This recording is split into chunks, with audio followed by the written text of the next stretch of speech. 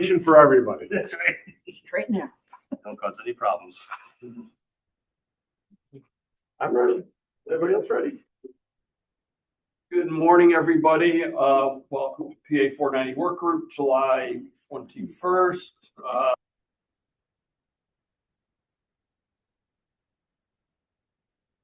Welcome. We'll go around the room and then we'll go online, just to identify everybody that's here. Damon, you want to start on your end? We'll go opposite this time. Sure. Damon Brash. Joe Orifice. David Beers, State Forestry. Johnny Manuel. Fran Whalen. Chris Martin, Deep Forestry. Ben Freund. Bonnie Berg. Keith Bishop. None all. Jenny Kipsakevich, and our online folk who can't hear or see anything. Just received. We can now. We can see in here. Just checking. Thanks. Sorry about that. Thank you. Connor Banowski, CNLA. Ryan Robert. Martin Heft, and we'll go online. Nick D'Addario, Town of Easton. Kim, Kim Grijalva.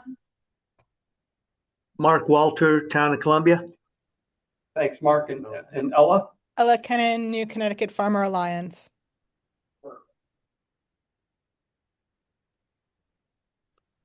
Got everybody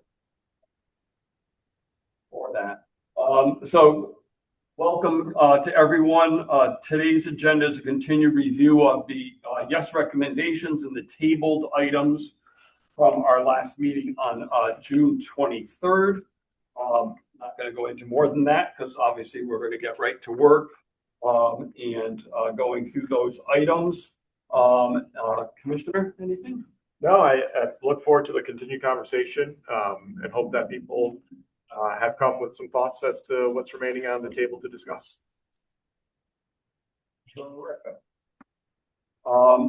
In the packet, whoops, I have to get on my other look that other way here. I did just put in for convenience and everyone a sheet on Robert's Rules of Order, just to keep everybody where we had voted on the last meeting. Additionally, at the last meeting, Kim had presented or provided the document in here on Group Charette, so I wanted to include that. It wasn't in time for the last meeting, so I wanted to make sure that that was in the packet, as that was an option that was kind of put out as whether or not we wanted to use any of that format, either versus Robert's Rules of Order or finish our duties as they are and then go into a more charrette format if we need to expand on that. So I open that up for any discussion or any thoughts.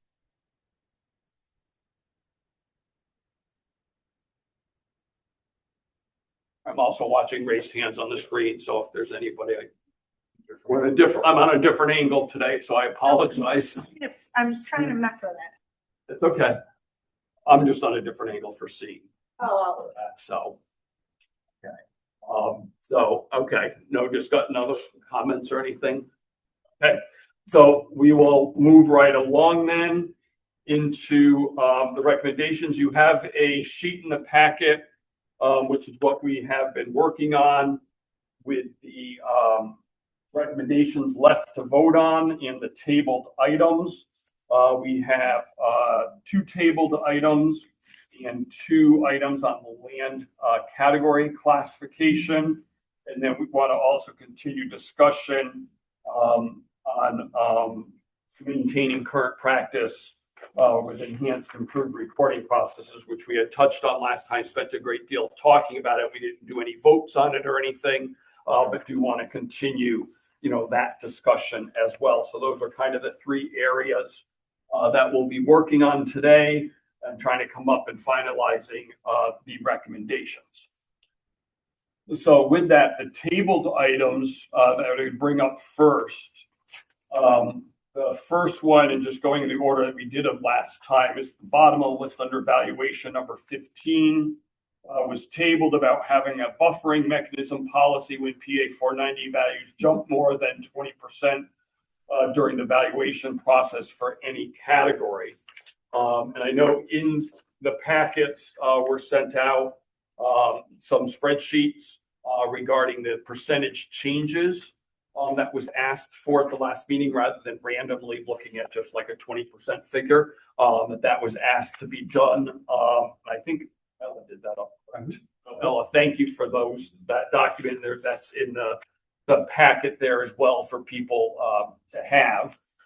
So that is item that we have tabled right now for any actions that you'd like to see on this for today.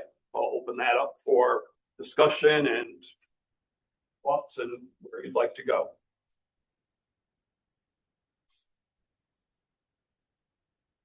Quiet today.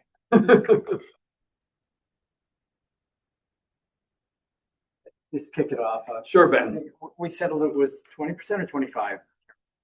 I think the notes there was both discussion, it came up, the original motion said 20%, but then in discussion, it was talked about 25. Yeah.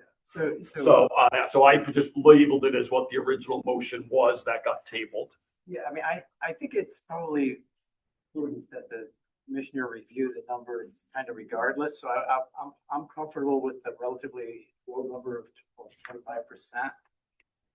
For your review.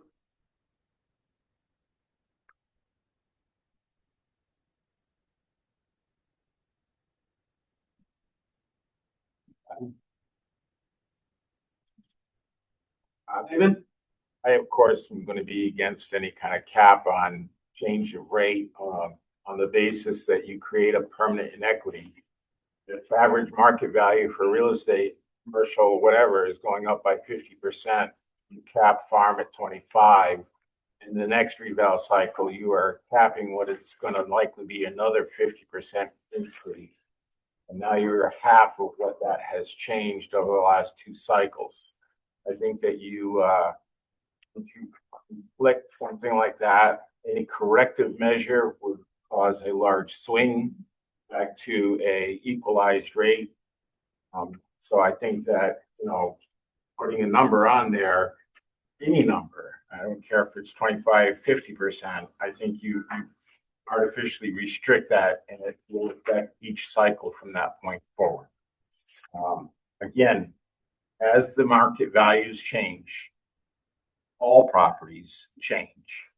Therefore, the rate is reduced in equal balance. So by taking one category and artificially adjusting it, you basically cause an increase to everybody else.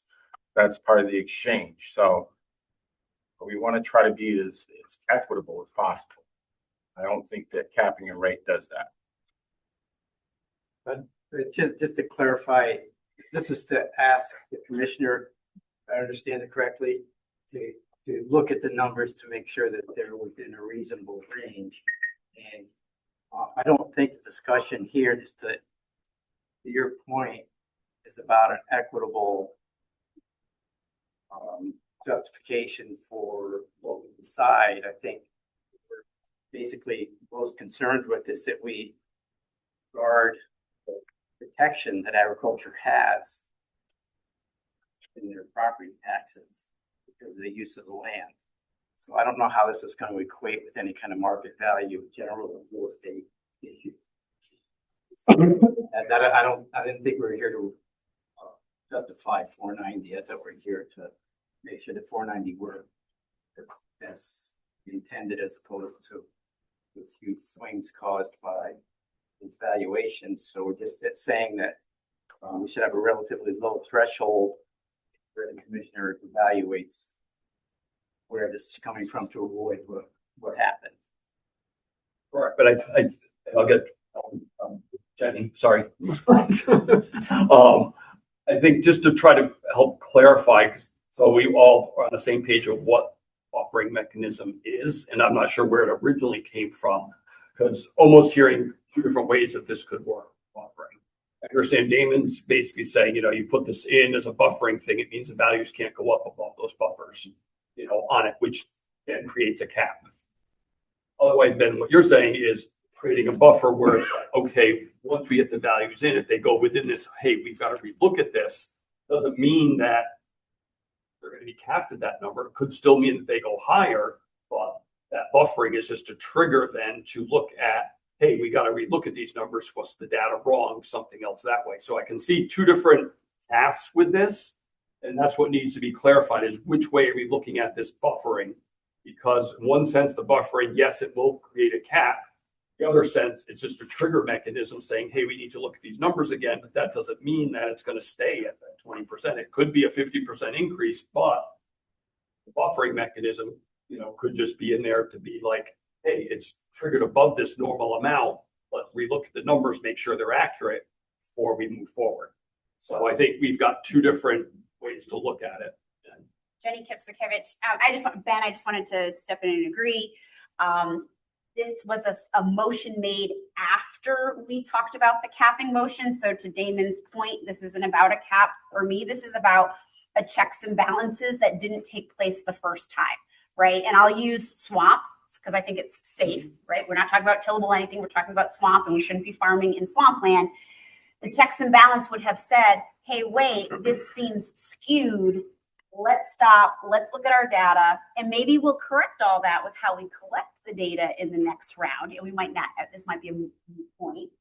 But it's really, for me, as I interpret it, a way for OPM and the Department of Ag to say that doesn't look right. Maybe we need to dive deeper and make sure that our numbers are correct. So I don't see this motion that we made last time as placing cap. It's just saying to those two departments to take a pause and reflect on the information that synthesize those numbers. I have no objection to that at all. Joe and then Damon. I just say I have no objection to a triggering review. That's all. Yeah, Joe or AJ, I agree. I like the triggering review, and I wonder if we have a little bit more clarity on just what that means. So I'm fine with the 25%. I don't really, that number doesn't matter too much on my end. But I wonder if we have something like the Department of Ag not only reviews the data, but considers if an alternate method is more appropriate when this increases. Puts a lot of faith in DOAG or OPM for that. I would be for swamp, for example, it jumps however many 1,000%, right? And if we decide hypothetically that, we got to use rental values for this process, and rental values don't make sense for swampland, and we get another jump, but we've decided that you guys need to use rental values. Yeah, they can go back and review it, but they might say, oh, this is all we've been allowed to do. So I kind of like this buffering mechanism to open up all other methods at the judgment of DOAG and OPM. It puts a lot of faith in them, but I have faith in them. They're not going to want farmers with pitchforks again. So that'd be my thought. I don't even care to define those other methods.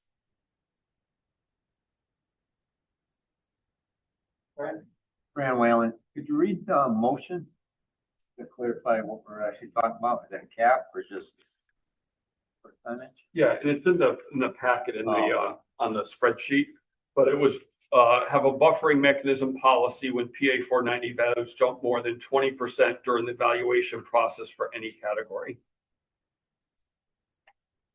So it is a valuation, it's not a cap. Okay. And obviously, if you want to look at change that 20%, I just went with what the original was. There was discussion, I know, and it went to flip to 25 partway through, and then it was talked about. Let's just not arbitrarily pick, that percentage. Let's figure out from past averages, what that possibly should be. That was some of the discussion, just as a recap. I unfortunately didn't print out the spreadsheet that you referred to. I said I unfortunately didn't print out the spreadsheet that has the changes in values that have occurred. Is there a general average on what those went? I did myself, and I thought it was around 50% on average. I don't know if you want to touch base on that, because do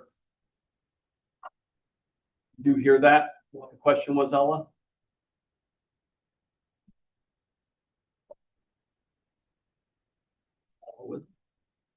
Can I ask another question on this? I'll jump in. I'm sorry, what was the question? Okay. Sorry, took me a minute to find my. Oh, Ella, it was just on, is there any sort of average percentages that, we saw the jump from your spreadsheets, everything, and I'm looking at, the spreadsheet 2025, and it looks that there's, as low as like tillable D was 2.35%, but tillable A was 70, almost 73%, and orchard was 191%. So there's no, it wasn't like a flat 50% average was kind of like the question. Right, correct. And that was after the adjustments that OPM made. That wasn't the original October rents that were released. And I do just see on the bottom here, like the average 2025 was 77.51%. But in 2020, it was 35%. 2015, 46, 47%. So every year would have triggered a review in those cases. Right. Every 5 years. Every 5 years, right? Yes, thank you. But even going back, if you go back to like 70s, everything else, they were jumping at 68.75, 69.84. Another high trigger, then and some of them dropped 20%. Then next year or next 5 years, it went up by 38%. Right. I would also like to point out that the lower a number, the easier it is for it to increase, right? So if you're going from $20 to $40, that's a very large increase. Whereas if you're going, that's a very large percentage increase, right? Whereas if you're going from, $2,000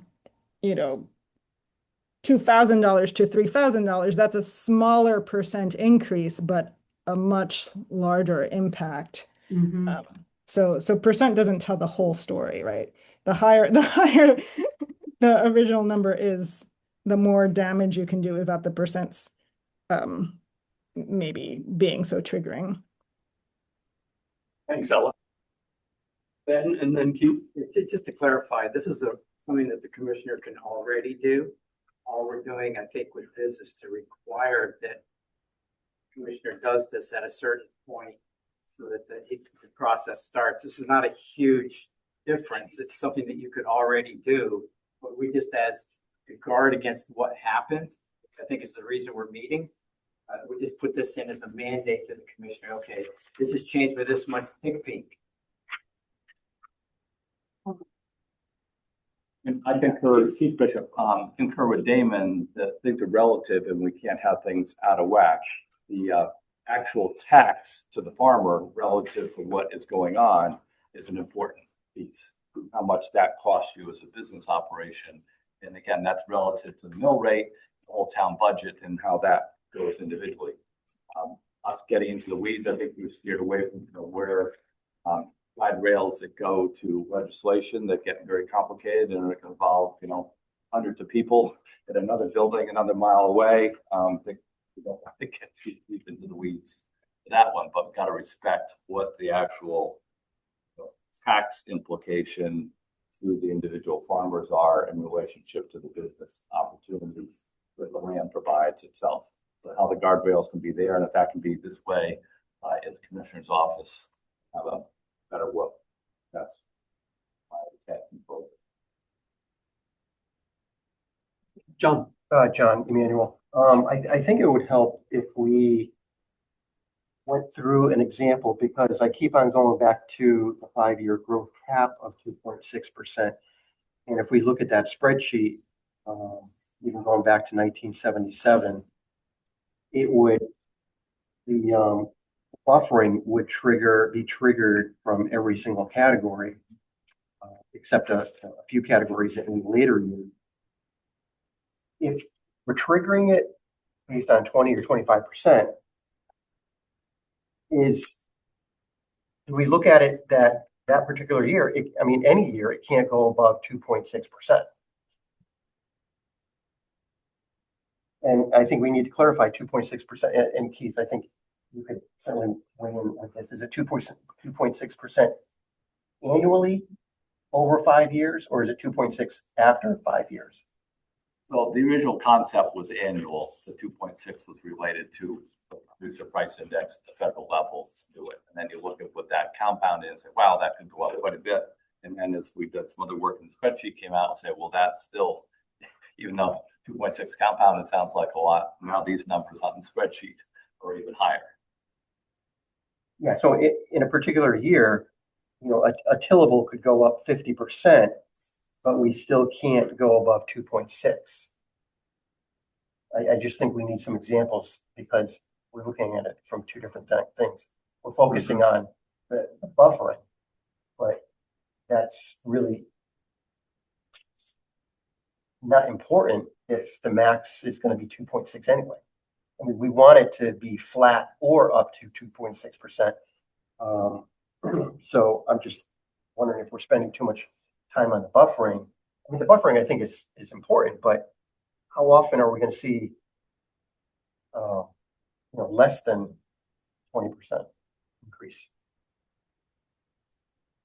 So that's just my thing. I'd like to see a working example of the flow of the over 5 years, the 2.6% per year, and then the different tillables and swamp and forest, how they fluctuate and how that would be a real world example financially. Not per year. We voted to recommend a 5-year. That's the language. I just want to make sure we're all talking the same. Which I agree with. I just think it should be spelled out in that the recommendations spreadsheet, because it just says 5-year growth cap of 2.6%. So is that meaning 5 years and only 2.6%, or is it 2.6 annually? I just want to make sure it's clear in there. What was on a 5-year? Okay. Well, can I jump in? At the risk of backtracking, I was going to bring that up today. And we, as a unit that was voted on last meeting, if I recall, it was a very tight vote. After that vote was taken, there was somebody that chimed in online that said, "Wait a second, thought we just voted on 2.5% each year." And then the group said, "No, it was actually 2.6% for the 5-year period."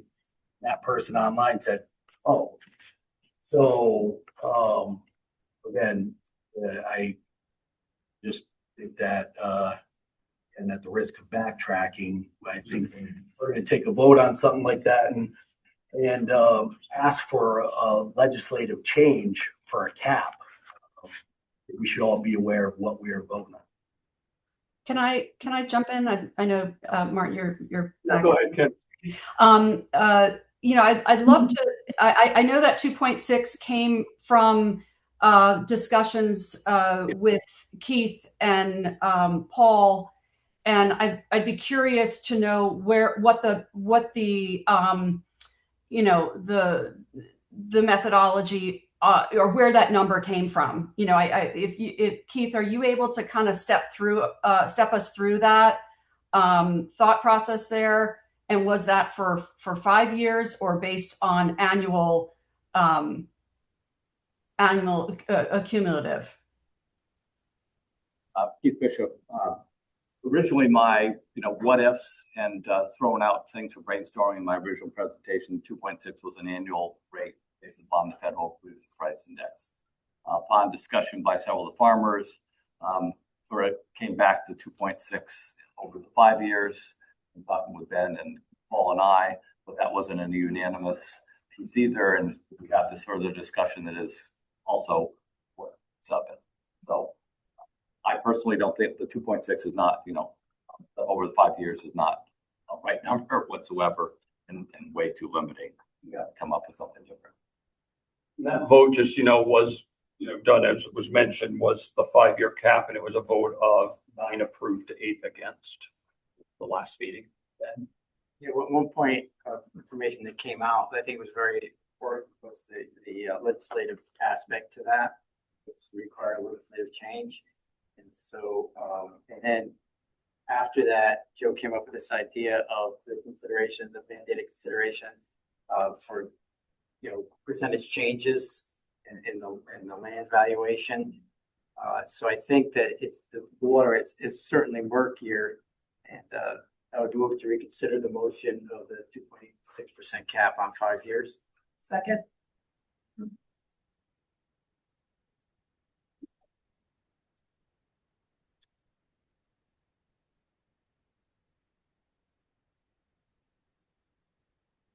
we have a motion to reconsider the, vote to recommend implementing a 5-year growth cap at 2.6%. Make sure I got it right, so we get it. There's been a second, discussion. This is just to reconsider it, so we'll get reopened back up again. So we'll vote on this to reconsider it, and then of course we will go back to, full piece on this for further discussion. So those all in favor to reconsider that motion, please signify by saying aye. Aye. Aye. Any opposed? Any abstentions? Okay, and carry. So we will now reconsider that motion of to recommend implementing a 5-year growth cap at 2.6%. We want to keep talking about the buffering, or were you just? Well, we have this motion on the floor now. Officially on that one? Good. And I don't know the intertwine. It's kind of. There's a lot of, we need one of those pin boards with strings here. I know. Yeah, and because we were discussing the tabled piece, which no action was, there was no motion or anything made at this point. A motion was made on this other to kind of trumps that, if you will, to go for as Damon and then Ben. I would like to make a motion that we drop the concept of the annual cap rate, growth cap, and not make that as a recommendation. Second. Who seconded? I'm sorry. Ben, thank you. I'm just trying to keep. Okay, so it's been moved and seconded to drop the recommendation of implementing a 5-year growth cap of 2.6%. Discussion. Well, just for clarification, Damon, did you say drop the 2.6% or just no cap at all? Well, the recommendation is to implement an annual growth cap. I'm saying not do that at all. Not forward that as a Regardless of recommendation. that, but just to remove that recommendation. Correct. Sorry. Okay. Motion to drop the recommendation to implement an annual growth cap. Discussion? Rand Whalen, I think we're getting back into, without some type of cap, we're getting back into what we just are meeting all about. OPM just picked a number and created all this chaos for the farmers. So I'm concerned about that, or how are we gonna not have this happen again? Joe Ripice, I agree. I like the idea of having something really solid, but I also think we need to have some ability to be flexible into the future, not knowing how numbers are going to change. And I think what happened this round, there is kind of a lesson learned that, hey, people are going to speak out. And you look at the numbers that were proposed, it actually made way more work for everybody at the state. And no offense to any of the state employees, but nobody wants more work, including us farmers, right? Nobody wants more work. And so I think that's actually a very effective way of making sure the numbers work well, is this sort of lesson learned. Maybe in 50 years, this isn't going to stick as well, but I'm not keen on making decisions for 50 years. I'm more interested in next 20 years or so. 50 years, we could have another meeting like this. I just think with different changes in our government, different thoughts come about, and different ideas, and somebody may say, well, it's been too low, we're gonna jack it up to the extreme. But Damon. Well, if I can, Damon Brush, my only thought is that we were just talking about warning signals, review process. That if the values did exceed a certain increase, then that would kick in a review and a verification of those values. So I think this step one, let's not limit to a cap that we know is not going to be actually functional. Get rid of that and then put in the safeguards that we can actually implement. I'm concerned. Just that the reason I agree with this point is because not understanding this is going to be a legislative change, and I don't think we have to be careful what we ask for because we get. So that's why I think that going at it in ways that we already have, the abilities we already have within the law. Brian Whalen, I'm just concerned about the trigger. We have a 25% trigger. We go back to OPM and the Department of Ag, yet they're the ones that set this rate that we're all discussing that we didn't want. I mean, how are we gonna keep them in check somewhat? You know what I mean? It's at 25%. It's at their discretion what to do. I hear it. Go ahead. Oh, Go, Joe Rich, please. I hear you on that. I think, well, yeah, no offense. I don't want to offend anybody, but like, I don't think DOAG set the rate. I don't think OPM set the rate. They did technically, but they really just passed through the rate that came out of the UConn survey followed by the farm credit. So my perspective of this from the beginning was like, okay, they hired a subcontractor. The contractor didn't do a great job. They based it on a survey, which wasn't all that valid if you look at survey methods. And then they just sort of sent it through because it was the process that had been used for years. And again, so I think what we're talking about with 25% cap or whatever buffering mechanism or whatever other decisions we make here on how to set these rates, maybe for swampland, it's a flat rate, whatever we say, this is the rate process. They technically would have to follow that. And I think we can get that right. Maybe it's still going to have bumps and hiccups here into the future with certain things, but I don't know. I guess there's some level of faith that I feel like I got to give to government. Then Bonnie? Yeah, John Emanuel.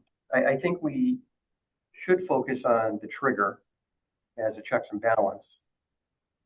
My fear is that and I keep on going back to the contact list and having a full and robust, accurate contact list. If in the ideal situation, 60% of the respondents send in their surveys, and it does reflect a substantial increase in a category, that there's no cap.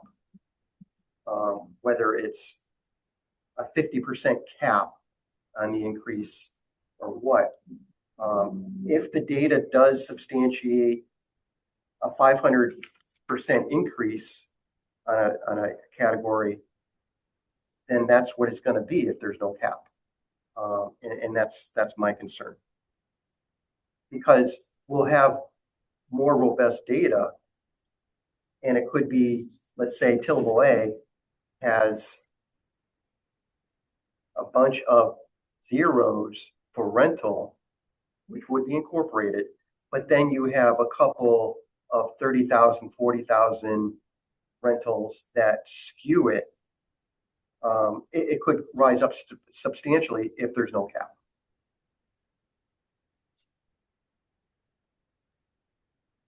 Joe Rafe. Oh, sorry. Bonnie's next. I'm not. I was sorry, Bonnie. Fine. Just so that I'm hearing that we sometimes get pulled back into some other things. Just for clarification, I just want to verify that the current motion on the floor is for taking the cap away. Okay. We also have been having discussion on what triggers a 20%, 25% change in the valuation, with the knowledge that we've already voted to recommend that the PA 490 process have an annual reporting survey. Am I correct on that, Martin? Am I in the right place? Correct. So to come back to the point that we will be doing a survey different. It's not going to be every 5 years. Every year there will be a survey that will be utilized to see what those values are. So we've already got that done. And I think that if we need to put every 5 years, we address the 20% jump or 25% jump, whatever that is, that's already going to be based on having collected information every year. When they sit down to do the 5-year numbers, right?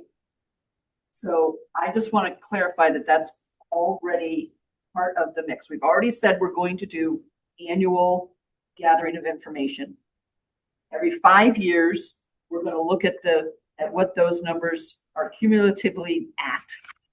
And I think where we are at this point is agreeing that we're not going to put a 2.6% cap on. And that we are going to say, what is the magic number if that 5 years worth of information that has been gathered is more than 20% of the previous number? Did I get that right, Mark? Mostly, the only thing is we don't have the 20% is an emotion. Right, yet. right, not So emotion That's yet. the only That's- piece that's not still. It's not emotion, that's still. That's the table piece where we started. Just want to make sure we're Right. all on the The same rest of the, page. yeah, but you are correct. Right now, we have a motion to drop the recommendation to implement an annual growth cap. Is our item, for discussion. I know we're kind of going off because there's a lot of pieces that tie to this. But I think Bonnie, summing it up here and everything else, is there further discussion regarding dropping the recommendation to implement an annual growth cap?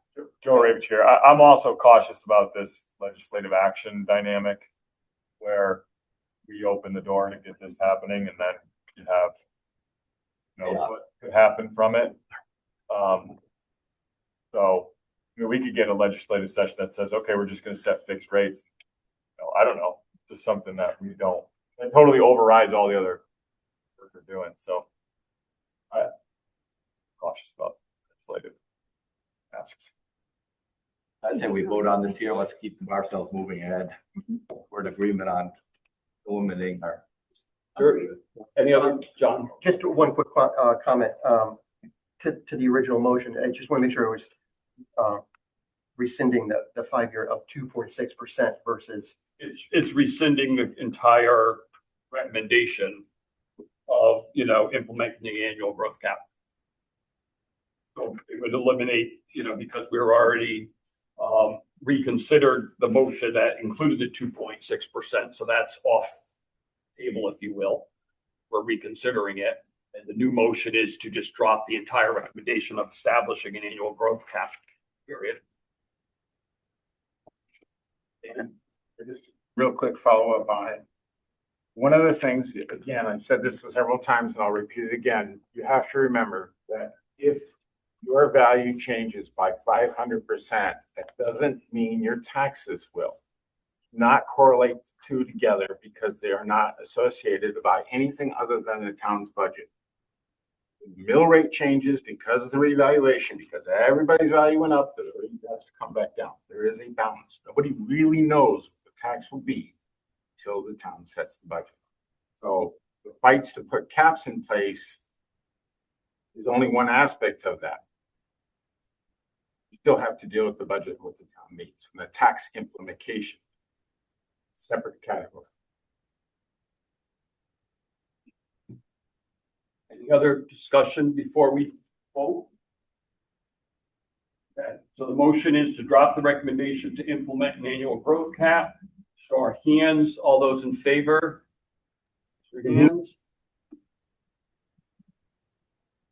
Keep them high so we can count.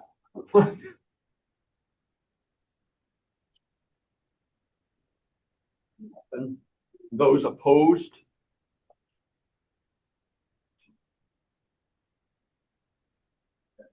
So vote is 11-3. Yeah, Ella. Yes. I'm a nay, but I can't figure out how to do the hand thing. Sorry about that. Who was that? I'm sorry. Nick D'Addario. Thank you. 11-4, but the motion carries.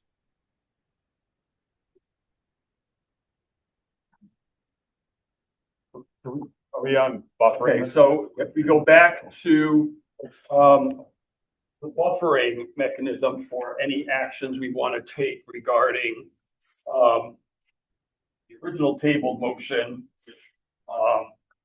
on here, we were discussing of having a buffering mechanism policy. So do we have anyone that wants to?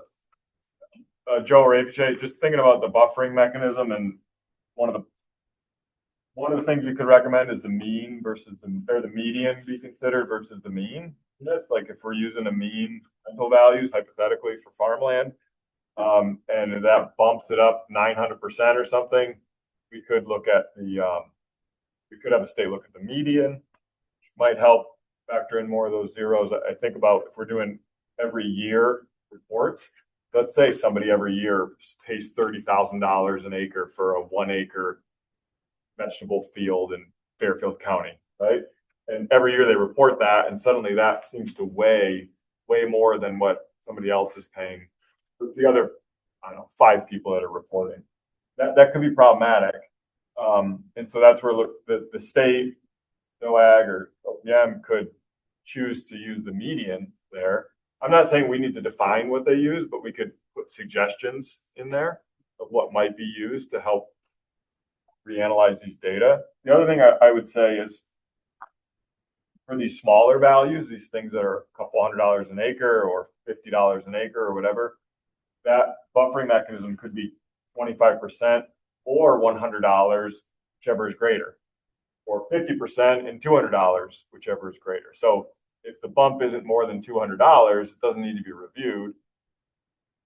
That would also save some of this historic challenge with the small numbers. Damon, and then Jenny. Thank you, Damon Brosh. So one of the things I think really should be considered in all of this is part of the whole process of public relations and making sure that the farmers are actively involved. Because what happened really was a shock and stun to a lot of people with no prior knowledge or thought that all of a sudden it was going to go up so much. If we're going to report annually, could we do a public posting of average rental rates as they're absorbed and just put them online for consumption, or somehow so that the farmers can say that, you know, I can see that the average hayfield rents for $40 an acre or something like that. And then you can track almost in real time how values are changing or how rentals are changing. You can see where the basis is from. I mean, that's kind of what the concept was here, is where did the numbers come from? Well, if the numbers are out there, you can see them. I don't know, I just think somehow that helps to alleviate some of that, oh my God, it went up by so much, because you can see great data. I suppose if we're collecting it on an annual basis and having information, we'd have data available to be able to post. Right, exactly. Because currently now, I think, through USDA and whatever else, it's still 5-year. They're posting as, their numbers there. But if we were going to have the annual report coming in with that data, we would have the available data to be able to show, what is actually there. Yeah. More than John. Jenny Kipsikevich, I just would like to make a suggestion that we actually, and I'm not saying permanently, pause this discussion on a buffer, because we haven't really as a group discussed how we're going to make the form or the survey process better. So I have a hard time saying, let's put checks and balance on these two departments when we actually haven't even said, this is the way we think we can avoid a potential problem in the future. We're actually like going at it from the back end when we really should be coming at it from the front end. So I would like to make the suggestion that we actually talk about the data we hope that OPM and DOAG will gather that will help drive the discussion and the determination of land use values. And then we talk about, if that system doesn't function the way we thought it would, then there's that buffer system where there's the checks and balances. I don't know, that's just me sitting here going, we really haven't talked about the data we want to collect, how frequently we want to collect it, how we want to collect it, who we are collecting it from. Good point. Also remember that annual reporting is a legislative fix. So regardless, we're not drafting the legislation as the work group here. You're all welcome to do it and submit something to your legislature. But, but that's also part of the thing. We can make recommendations and everything there. The other thing is we've got to get through our recommendations here as well of just concepts. Are we moving forward with these? Next thing on here, as we have is finalization of the recommendations. We've got to go through and elaborate on all of those, for how we're going to present this. What are we going to do? So, yes, we do need to do that as, through this process as well. Is there a right order? Because we're, as we've noticed, as we're going through things, we're flipping back and forth between things because one thing, there's another to be like, we've got to look at this now because we're looking at this, which is kind of one thought was, we need to get through some of why why we tabled some of these items. And we can table this, right now and come back to it. Let's go through. We still have to go through, that statewide database that was tabled, and we still have the land classifications we have to do as recommendations to finish the list and then discuss current practice as well again, to finish the list and then expand on each of those more in depth once we have the concepts down that we're going to be moving forward. Joe, and then Keith. Joe, Rachel, I do think it would be good for us to first talk about classifications, because if we're not even sure what categories we're referring to, it does make, like, with this buffering, does that apply to all categories? Does it apply to some of them? I don't know. I think that's a good point. I'm sorry. Yeah, I think that's a good point because hold on, Kim. Sure. I agree with Ella that we need to have more focus and what we actually are trying to make, decisions on, and without having some concrete things in front of us. But the survey one was then limited, which I think we all agree that the limited number of people got the survey. It wasn't everybody. Here we're trying to get information from everybody to report in all the time. So we're going to pull in all that data as opposed to then a very small subset that don't figure out. Parcel size was another factor. 30 acres is my mind. That anything was less than 30 acres was out the door. So that's another decision that sort of Ella's referred to here. Whatever way. So I'm sorry if I'm messing up my names. It's okay. Jenny. Jenny. I didn't take any offense. Thank you, Jenny. As long as we get to the goal, doesn't matter. So I agree. I think we need to have some more organization to that, and how that goes forward and the number of meetings we have to have in order to get that done, and what the homework is that gives us a thinking process with that. John Emanuel, just a quick point of clarification, and I want to ask Damon. So if we do annual data collection, does the town at their next reval take the latest annual data from that, or do they wait for the next 5-year reval from the state? 5-year reval from the state, because that's what sets the values. We're just collecting data in the meantime, through that period. So the Once annual the recommended values are done, that's what then the assessors utilize to do their valuations. So between the 1 year and 5 year, that annual data collection is really only internal for NOAG and OPM. Correct. To be able to, so that way we're not doing a survey once every 5 years. You're doing it every year, and then you've got the data set to build and utilize. That was the And concept. assessors at their reval use that 5-year, the latest 5-year reval. Right. Okay. Thank you. I know, Kim. Yeah, I mean, look, I think PA 490 is the three-legged stool, right? We've got the data that we need to collect, and right now we're kind of trying to make caps and decisions based on nothing. We don't have that data yet, right? So we have to figure out how we're collecting data well, right? We all agree that UConn's survey didn't reach enough people. It wasn't, it really didn't collect enough. And then Farm Credit East threw out the only data that we were really collecting, which was lease rates, and based it on what appeared to be market and resale rates for farmland. And then ultimately, it requires the Department of Ag to really assess that data based on what they know of, sort of the farming landscape or agricultural landscape. And of course, there's other categories in that, as we've discussed, forest and open space and all of that. And so I just feel like for the purpose of these working meetings, we just really need to, as Jenny said, hone in on how we're going to be collecting that data. What are those data points? And then what are our land categories? Are we changing them? And to Joe's point that you made, are we looking at those evenly? Like if we have some categories like swamp and ledge, which went up originally 2,300% based on one farm. Looking at that and saying, well, that value is never going to increase because that will always be unfarmable land.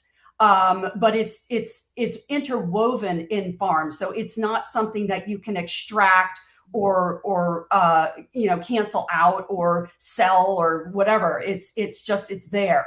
So this assumption that the land value will always go up, I think, is wrong. I think it has to be evaluated based on the use, within that 5-year period. So I just feel like I wish we could focus on those really important points of what are our land categories and what are our data points, and then we can figure out the vehicles in which we use to get to those very important points that then get served up to the Department of Ag to do ultimately their ultimate evaluation, versus trying to create all of these guardrails and fences on how the Department of Ag is going to come up with those final numbers. Thank you, Martin. Just to clarify, I wanted to respond to what you had said about the rates. The assessor does have the discretion to implement their own valuations for farmland. It would take great courage to do so, and it would probably be challenged, but they do have that authority. So conceivably, if assessor could look at their annual data and determine rates accordingly. So that's not completely impossible. 90% to 99.9% are going to just take the rates set through process and OPM. I would say that those are better rates anyways, because they're more of a larger source of data. Inevitably, what we're talking about right now, assessment for 490 rates in all property is based on a value. Value for farmland is based on your income per acre.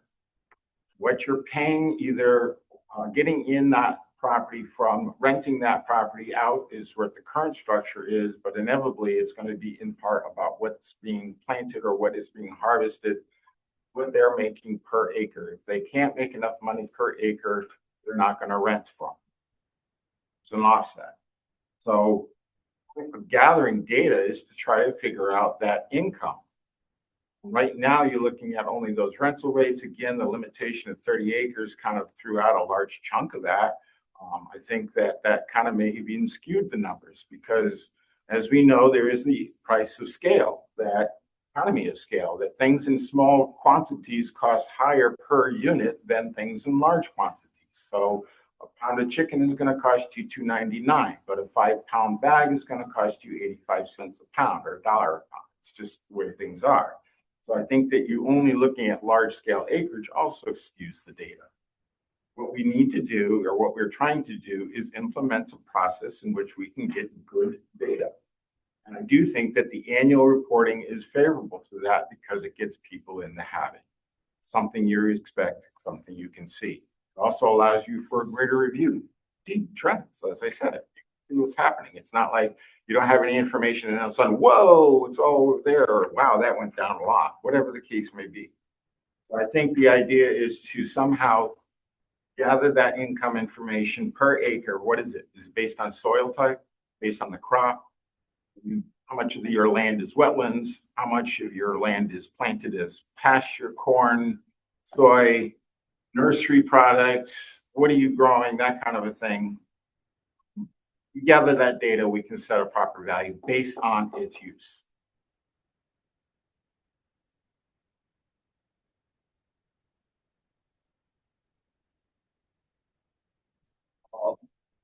Thoughts, actions?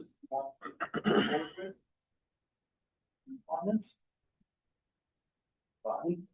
Martin, I'm going to make a motion just to move this onto the floor so that we can have continued discussion with regards to the land classifications. We start to get to that.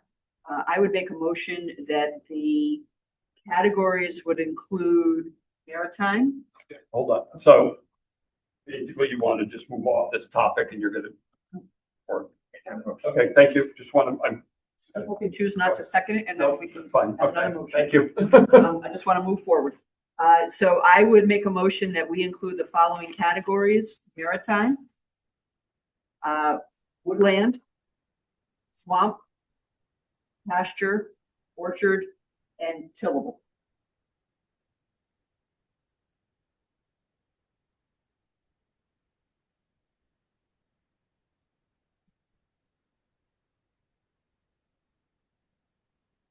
Let me just repeat it to make sure I got it. So I may have paraphrased, but move to include maritime, woodland, swamp, pasture, orchard, and tillable to the land class categories. Make that the Bonnie, can I ask you a question? Okay, no, hold on, We need please. a second. Wait. I second that motion with a, I don't know if I can do this, but like with a friendly amendment. Carol had- Ella, please. Yep, sorry. Try to get a motion done, then get a second, then we can have discussion. I was trying to second, sorry. Okay, 1 second, because I got to get the right motion here. I just need to correct it. Apologies.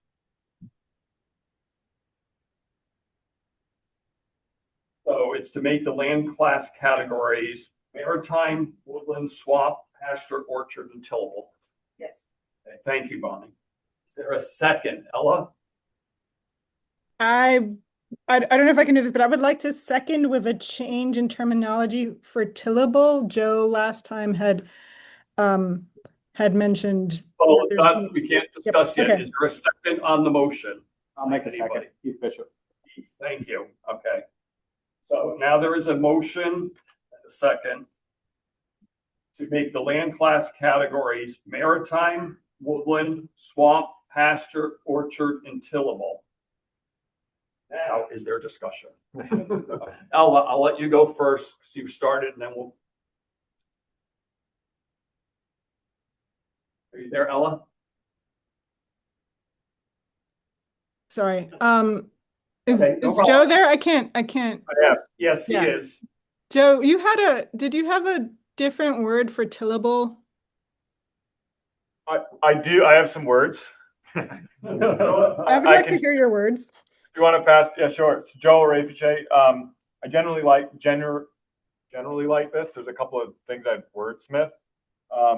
They're all use, all those that Bonnie just listed, maritime, woodland, swamp, patch. I mean, swamp's not really use, but in a way. But tillable is a soil type, right? And so tilled or row crop or, that type of wording I would rather see than tillable, because it gets confusing when you have pasture that's on tillable land. And do you get taxed on it as tillable land or do you get taxed on it as your current use? So I think we should, and I'd be happy to hear from folks who are more involved in the row cropping world, but maybe that's vegetables / row crops. I would also make sure that we add to swamp that ledge is in there. And I think with woodland, we need to understand is that woodland that's attached to a farm, because right now there's some allowance for a certain amount of woodland to be attached to farmland, but it doesn't fall in the forestry category, or is that woodland and forestry all the same? I would say let's keep it all the same as forest. And then the other one that I would be interested in adding is, and maybe my word isn't correct here, but some sort of farmstead, some sort of farm building outside of the envelope of the house. So if you're living on a farm, your home is still getting that 2 acre or Union, you have 3 acre section that you're getting zoned as your building lot, right? Or you're getting taxed on as your building lot within PA 490. Or if you have a home on forest land, 2 acres of that or 3 acres, whatever your minimum building lot size needs to get chunked out. So I'm still saying that still gets chunked out. That's not part of PA 490. But let's say you have a farm stand or a bunch of barns, and that gets chunked out onto a building lot. Or does that stay in? How does that work? So, Damon, maybe, I would argue that those buildings, if they're on farmland, maybe there's a category for that. But I remember had a that. question I had a question. Second. Hold Ella, please. Got a line No, up. yeah. So just one thing, and then I'm going to reach to Damon, is remember that these are PA 490 land use values that we have to do, on here. So when we start adding buildings, everything that's not land, I'm not talking about the the, correlation, but having that category of farm buildings, everything, that there are differences there. And I'll let I'm not talking about the tax on the building. I'm talking about the land that the building sits on. That's a gray area to me. Well, some of it, and I think Damon or Bill can go into this a little bit more, because where you have your building lots, everything with your building, that gets done one piece, and then your PA 490 is sometimes separate, everything, but I'll let them go into it as our assessors here. How does it work for farm buildings? Can I, David can I, Brash. I had a question for Bonnie before we Please started. Tim, please hold. I We have an order of people that have raised hands. Well, I actually raised my hand. Everybody. Put your hand up. Put your hand up. I've had my hand up, but no one's looking. So I sort of. We are, Kim, there's two people in front of you. Ella's before you, and then I will call on you. Damon? Thank you. So depending upon the situation, the land underneath a accessory building could actually be classified as farmland. If you have a more of a commercial site, they may not allow any type of classification on that at all, because it is being used for more commercial retail purposes. So you would have full board value on it. There isn't a offsetting reduced rate that is really implemented. It's almost like everything or nothing at all. It kind of depends upon individual circumstances. So by doing so, you could do an offset. You could do favoritism to those that have a full commercial retail value on it, but you would also be increasing those that are just regular farmland tillable. I do think that there is issues with those classifications, tillable as a term, because that does infer, as you say, tilled land. However, as we all know, there is a new category, which is underwater farmland. And that's not tillable. That is a totally different category altogether. And I don't think it's fair and proper to use the rate that you get from agriculture on aquaculture. Okay? Those are two different, that's an apple and an orange. It's totally different animals. So if you're going to do so, even maritime heritage is waterfront land used in the lobstering operation that is not underwater. It's the waterfront portion. So that is another separate category. Okay, so tillable in and of itself, even if you took tillable A, B, C, and D, and you combined it all together into one, that means half of the people are going to see a decrease, half are going to see an increase. Because they used to be tillable D. Now they're going to go up to the midpoint, or whatever the average is between all of them in between. So for every action, there is an equal and offset reaction. There is no real issues with the tillables unless they're not being properly defined. There's great confusion as to what is the tillables. I've always said, and I'll say it again, I think we go back to soil type. Soil maps are all over the place. Farmers should be able to know their soil type settle categories easily. They don't know it off the top of their head. It can be looked up on a map. So I think if we just go categorically by soil type, then you're taking away the individual process of a specific crop or something like that. They're going to tell you what their income is based on that property, what their, if we get an annual survey, I derived X amount of dollars in crop or income per acre for this particular soil type. Categorize it all up from there. So, but I don't think that we can just drop and put it all into one tillable. There's too many specific use categories that I think should be identified. Ella, then Kim. I appreciated both Joe's and Damien's points. I'm assuming by soil type you mean PRI, statewide, important, and other. But it would be nice to get clarification. But also, we keep using the term tillable, and something that Joe had brought up last time, at least to me, was that's something like literally the federal government is paying people to till less or to not till at all. And so maybe there is a more appropriate term. Though if we go to soil type, then that's a moot point. That's all. Thank you. Kim? Yeah, I had a question for Bonnie from the get-go.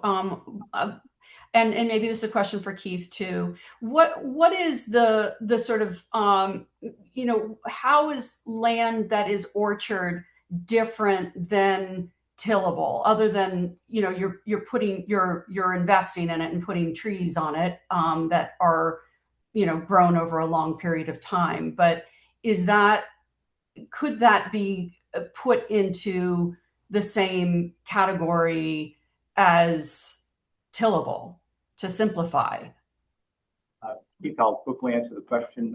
Short answer is yes, you put it into whatever we want to put it into. The second part of it is orchard land generally is not considered that you put a plow in and want to take it and be turning over the soil, because it's generally on hillsides, more highly erodible than most other types. So you want it in a permanent type of a crop. So look at the hills of Glastonbury, at the rolling stuff up in Woodstock, the drumlins that's on our farm, the stuff that you can't turn around and grow any row crops on for orchard.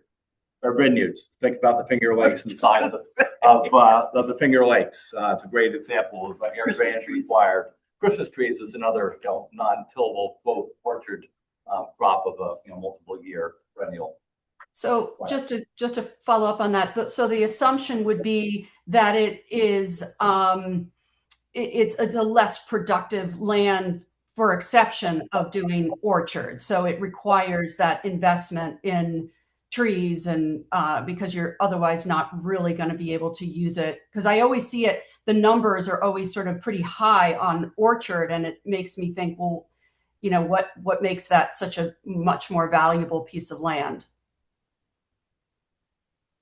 Those types of crops per acre return a lot higher, but there's a higher investment in order to get to it for that income level and the variation within it. So now orchard, for the case of, again, nomenclature here, just quickly, that can include Christmas trees and grapevines and that type of a thing that we got to throw into one word with a caveat after it. So I don't want to get in the weeds now. So back to Kim.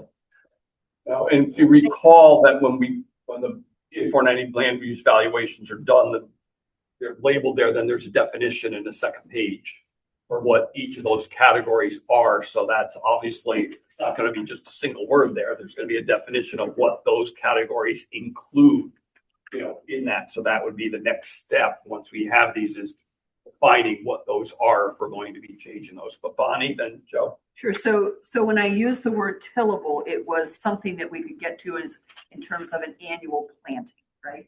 So Damon, to your question, there's over 100 soil classifications in Connecticut. So we would have to be really, really succinct on how we would define climate important or other things.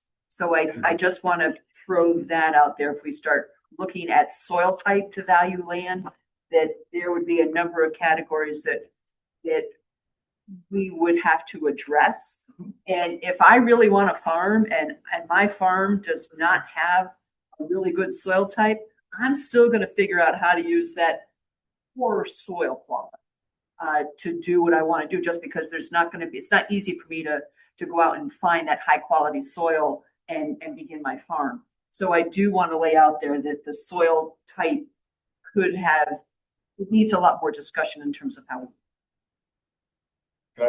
Yeah, so following up on Joe Rapiche, following up on that discussion, I'm torn on it. I see pros and cons of both, of like valuing based on soil type and valuing based on actual use. To Bonnie's point, I have pasture that my cows are in right now, which is on not important farmland because it's incredibly rocky, extremely stony, but it's incredibly productive because I aligned it and I added potassium and calcium, and it's the best pasture I have, even better than my tillable. So, but I'm pasturing it, I'm not growing corn on it, right? And so we can do things to that. I think about this general debate.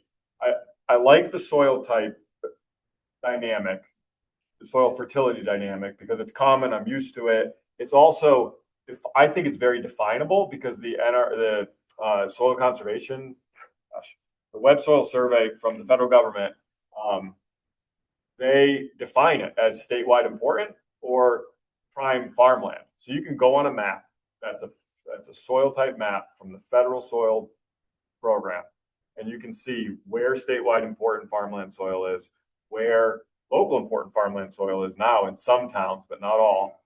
But definitely where prime farmland is based on those soil types. And so that's like concrete. I mean, that's there. That doesn't change much.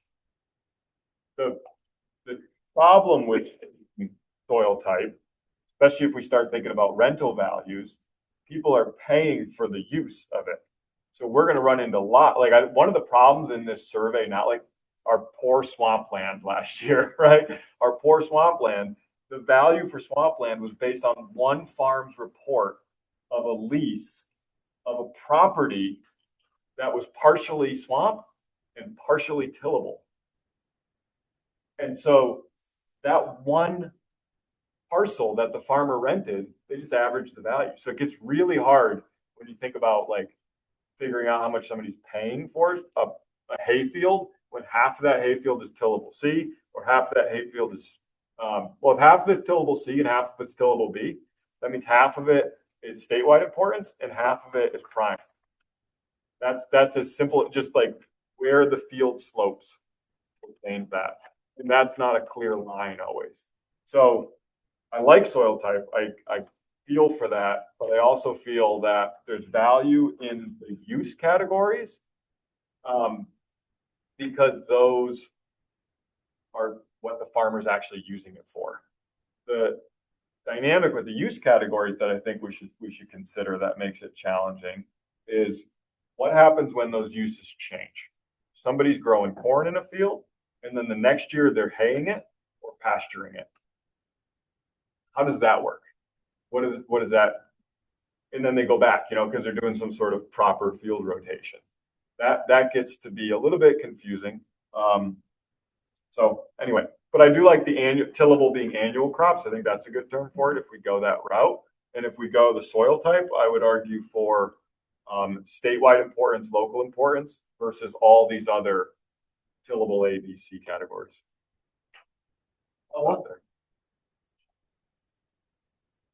So I would like to remind everyone that one of the issues, there were several, but one of the issues was the disconnect between how the survey was asking for information and how participants are providing information, right? So you don't say tillable A rents for this and tillable C rents for this and my swamp rents for this. You just say I rent my farm for this, right? And so whatever we design, we want to make sure that we're doing it in a way that conforms with the type of data that we're going to be able to get, right? So if we're asking people, if we're going to make different designations based on soil type and people are just giving us a blanket rent value for their entire farmland, we're going to have that disconnect again where things are portioned out in a way that might not make sense, right? Whereas potentially if we do it for use, it'll be more obvious what the connection is, but then that doesn't speak to what Joe just said about how use changes. Oh, also, I just wanted to point, I need to leave in 10 minutes, so I apologize for that. Thanks, Ella. I just wanted to throw out, I keep coming back to the word harvested, right? Like, so I agree, and I'll just use my farm as an example. We pasture 100% of my farm. However, it is classified in our town's records as a tillable seed, right? So even though my use has never thrown a piece of equipment to till the land per se. So I keep coming back to like the word like harvested or which kind of begs at the use of what's happening, right? The farmer is using it to harvest a product, right? Whether it's a row crop, whether it's a tomato. I also harvest other land that is perennial stands, but harvested annually. It is not an annual crop. So like, I often wonder, like, do people understand? Like if you said it's an annual crop, would they understand that a hayfield falls into that because you're harvesting it annually? Like, so I'm just wondering, like, if we're going to decide to change that word tillable, that category, making sure that whatever we call it has a descriptor, to Martin's point, that there is a descriptor after it. I don't know. I do want to just make note, and it's on the spreadsheet of the categories that were discussed previously, that just to throw it out there as some of them have come up here. But in there, a couple of the background ones that were done were prime, non-prime, farmyard, meaning farm building, swamp / ledge, maritime and forest. And a second one was cropland 1, cropland 2, orchard fruit, pasture, non-productive, meaning swamp ledge, maritime and forest. So just some other terminologies, just to muddy the waters, if you will. Other ones that were thrown out there previously, discussions that were, kind of put here as part of the recommendations looking at. So that's just all part of discussion where we're at here, and what those right terms are. Keith and then Jenny. Keith Bishop, to go back, maritime was thrown out as one, and then the distinction between underwater versus waterfront. And I think those should be two. I don't want to add more to the list. I mean, my thing was to concentrate down to 5, and now here we are going in another direction. But I agree that, say, the maritime category, then you got 2 pieces of that. And so if that's something we can then put into an agreement. I don't want to get into names exactly. I think that's something we can finalize later on. But the non-productive piece is one area that I think we all agree on. If that's a general category, you really can't farm on it. You can't make money, but it's important logically and other reasons. Productive as a category to me is then something that throws in all these things that Jenny was just referring to, and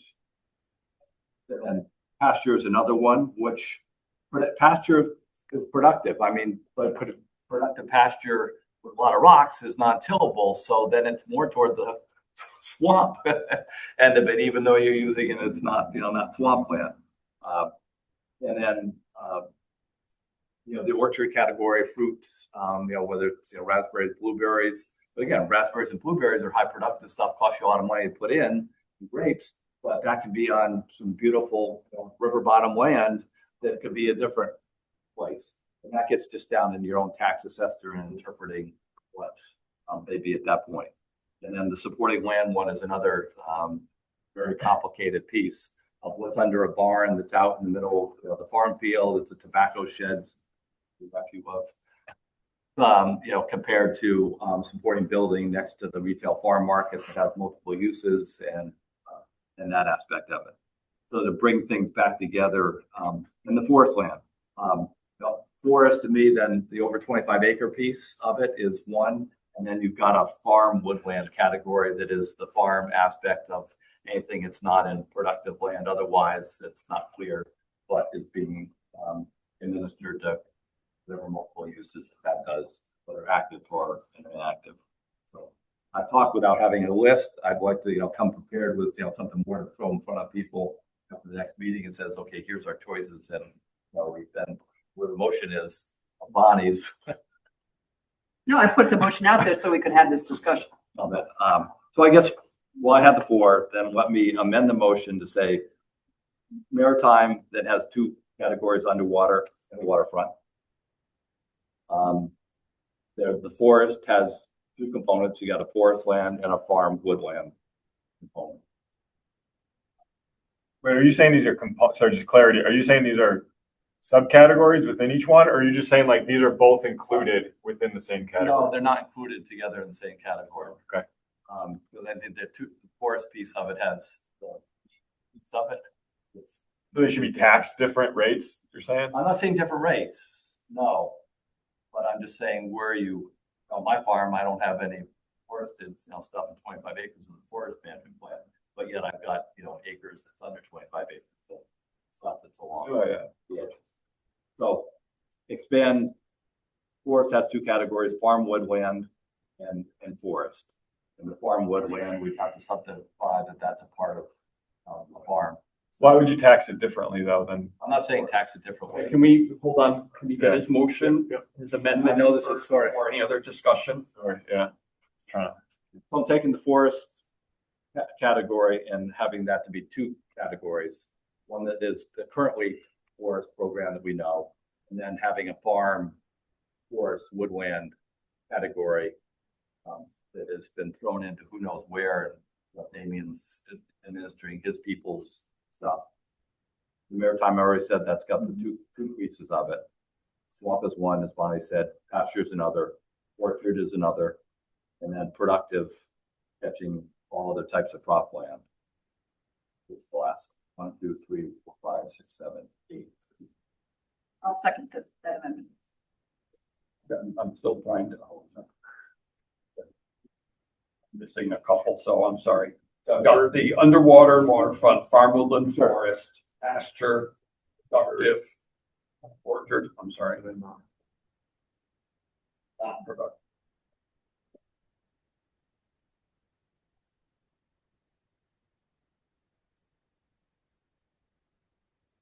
That was seconded by Bonnie. 8, right, Keith? 8, yes. Okay, so there's.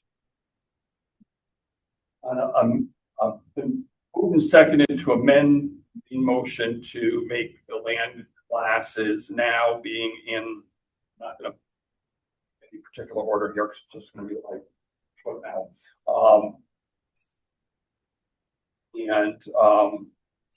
So underwater, waterfront, I don't know if you want them to be underwater maritime or how you want to label it per se, but it was underwater, waterfront, farm, woodland, and forest, pasture, productive, non-productive, and orchard.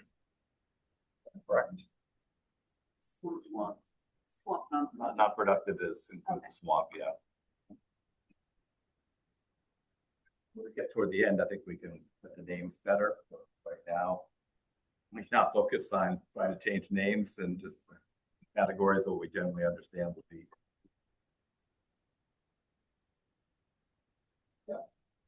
So the motion's correct then over the amendment. Okay. Just want to make sure I've got them all down. Okay, so discussion on the amendment. Kim? Yeah, I guess this is a question for Damien.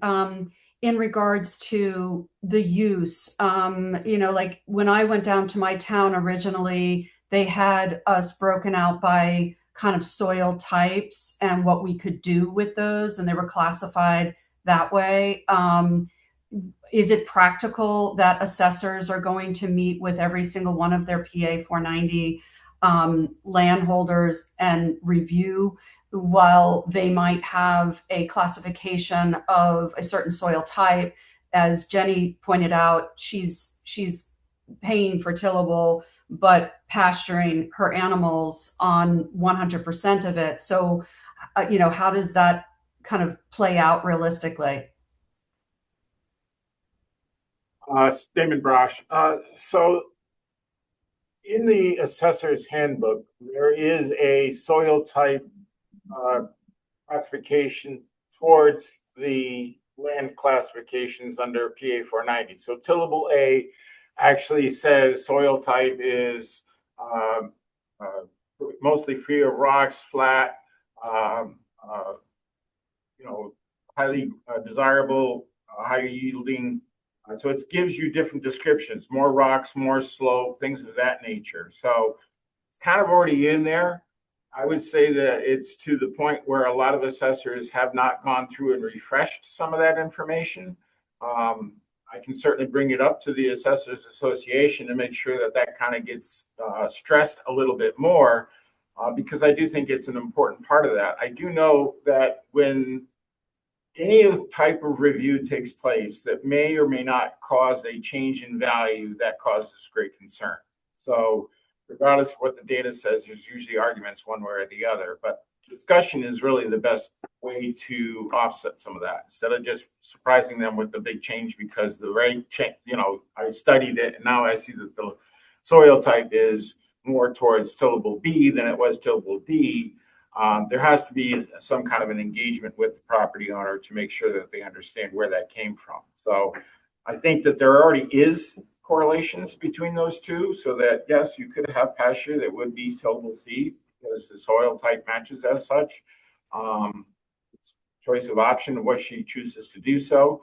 And that kind of comes back down to how we want to look at it in terms of looking at it. The one offset against soil type is that it generally assumes that it's the most productive use of that property. However, since we are talking about a value based on use, that may differ from that actual soil type. So that's one of the crux that we need to kind of review and figure out.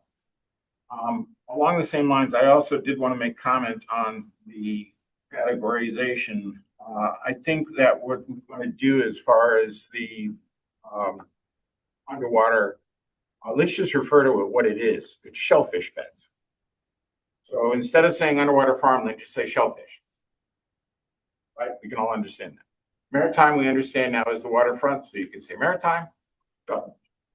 Separate categories, easily understood, or shellfish beds. There should be a category for orchard. There is a considerable time that's put into growing those trees. Those trees are usually there forever and ever, or at least they hope to be. They're not there for 1 year or 2 year crop rotation. So it's more of a permanent aspects. So you're able to categorize it that again, based on its use for an orchard. Woodland, I think, again, you can call it woodland, you can call it forest. Inevitably, the stump value is going to be the same whether it's 10 acres or 30 acres, right? It's only what you're going to get for it, and that's kind of the category that we're looking at. And I kind of like Joe's idea of prime or local prime or state prime or non-prime, that kind of a thing. You can break it down into 2 categories. 3, maybe even 4. I think that the original concept was to recognize there are obvious value triggers that were recognized in the original valuation process based on the fact that I really can't grow as well on this property. Okay, we're going to call that tillable D. That represents rocky soils, tough to grow areas, whereas tillable A is prime, obviously, including down in the river valley. As you get more data, I think that those categories can get redefined almost on the process of you doing those valuation determinations. I would almost favor that kind of adopt and change as you see some of it. If you don't see any valuation difference between a tillable C and a tillable D, then get rid of one of the categories. It's not to say that you have to keep reporting or put them out at the same rate, one or the other. But I think when you change things up very quickly with that, again, there's going to be the repercussions of someone was tillable D and now they're moving to a general more average. So that's going to change it one way or the other. Even if you change or keep the rates, like I said, between C and D the same, it kind of aligns easier for the administration and the valuation process. Joe? So, yeah, I got a few different comments. I like the point about shellfish beds. I think call it what it is. I think there's also conversation to be had about this. You're gonna need to have kelp, saying. What's that? You're gonna need to have kelp. Kelp, okay, yeah, so however that gets different, and we can broaden those out, right? Also, my understanding, some of those are leased and then they're still taxed, so that's something that might be worth chatting about with the folks involved in that. So, the woodland forest, I think that should just be one category. I don't see a reason to have a separate farm. However, we're going to be reporting what these values are and collecting data on these. The farm woodland, we're going to be now asking farmers to report what they're renting that for or what their stumpage is. DEEP is already doing an analysis of forest land that's pretty complex. And so I would just say if the farm woodland value we expect is to be similar to the forest PA 90 value, let's just make that one category. And let the value come from DEEP with the forest land analysis. Swamp, ledge, non-productive, all good. Orchard, I'm good with that, and I like including vineyards and raspberries. I think that makes sense. I almost think you could say perennial woody crops or perennial shrubs and vines and trees, something like that, orchard type. We can describe that, right? That can be written. Pasture, I think we should include hay ground with pasture. So a lot of pasture is hayed and grazed. And I think there's a lot of hay land, and those seem to have a similar value in my sort of feel of it in the state. So I think those would be worthwhile. I'd hate to see hay ground get put into a higher tax bracket with somebody who's growing like corn. It also might incentivize the perennial cropping. I'm going to go against what I didn't want to do, but maybe we need another category for horse pasture where people are paddocking horses, but they're not actually grazing them. That to me is the potential as somebody who's grass-based farmer. I don't want to be taxed on my pastures at the same rate as, or the same value as somebody who is leasing 10 acres of horse paddocks where they're feeding horses and paying a lot of money for boarding horses. I'm not sure how that all fits in 490 right now with boarding horses and qualifying and all that. But if boarding horses can qualify your land for 490 or raising horses, I think that's got to be a separate category from those of us that are actually farming and raising livestock. So something that I really would like us to consider. And then with the tillable, not with the term in the amendment was productive. I don't like that term for that category at all, because pasture's productive, orchard's productive. I think we need to get away from that productive term in that category. I think annual crop is a good one, not annual harvest. Jenny's point, annual crops. So crops that are annuals. Corn's an annual. Vegetables are annuals. Rhubarb, right? But like, I'm not gonna split hairs on rhubarb. So annual crop, I think, is a good one for that, or row crop / vegetable, something like that. And if we wanted to split that category up further, I could see us splitting it up by soil type, but I think that leads us to difficult reporting problems on the values.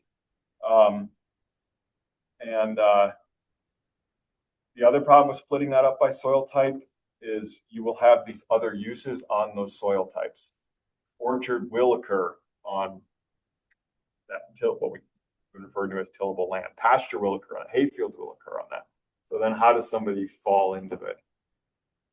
So I would be a fan of not using the term productive on that, but maybe something like annual crops, and the description is describing crops that are annual plants versus harvest, because obviously hay is harvested annually or multiple. And then the farmstead one, if people have a farm stand or even a farm store, and that farm store is supplying that farm, whether it's, it should be commercial, but should we be taxing it as commercial land? I would say maybe there's a category for that we can tax it as farmland if it's selling crops from the farm and not just I can think of a place in a different part of Connecticut from where I live where they don't grow really anything, but they have a farm stand. And I wouldn't want to see them get a big tax break on there.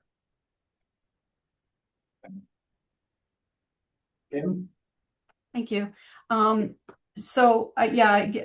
There's a lot that's been said. And so I just want to respond, Joe, in regards to horses. I think that just sort of we get kind of on a slippery slope with that. Because a lot of times with livestock, you have horses, and as we do, and some people will board horses as a way to offset the costs of ranching. So I just feel like, look, maybe those types of things should be left to future legislation that allows those of us that are raising, crops and orchards and, livestock, that there are further exemptions that we might be able to get. And that's been a discussion point. But I think for the purposes of PA 490, just simplifying these categories. But I just kind of go back to my question to Damien, which I feel just went a little off target. I understand that there's soil categories and there's descriptions for each, but we're all talking about use here. Cropland, livestock pasturing, orchard. And as you mentioned, Joe, you took, fairly rough terrain, rocky terrain, and turned it into some of your best pasture, right? And the same thing can be said for what Jenny's done, is she's got tillable, but she's using it as pasture land. Pasture land is typically less expensive than cropland. So who makes that determination if we're not using the maps that some of the assessors are using to qualify or quantify what we're paying for our land? Do we have to then, that's where I think the sticky part is. I mean, we can talk all day long about how we're using and what those categories are by use, but if the assessors are going to be using maps soil maps, this point, these categories are moot, right? Because, unless the assessors are coming out and actually visiting a farm and saying, okay, what's the percentage that you're using for this, X, Y, and Z? So Damon Brush, so again, it's going to depend upon what gets involved in. The assessor is the individual who is ultimately responsible for determining what rate to use in the valuation of property. So if they so choose to change it to tillable D instead of pasture, it is within their realm to do so. The property owner always has the ability to appeal that decision to the Board of Assessment Appeals, provide them information for that. And in the case of a negative response, they could always sue and bring the matter to court. But it is ultimately the assessor's responsibility. That is also going to play against the actual application made by the property owner. So, you're going to look at what's on there, and that describes exactly what you're classifying your property as. So you're going to put your land under use on that application. Again, if the assessor says, no, I don't believe that application, I think it should be something else, that would be a matter of appeal. I wouldn't necessarily recommend it, but it's, again, that would be the process that would take place.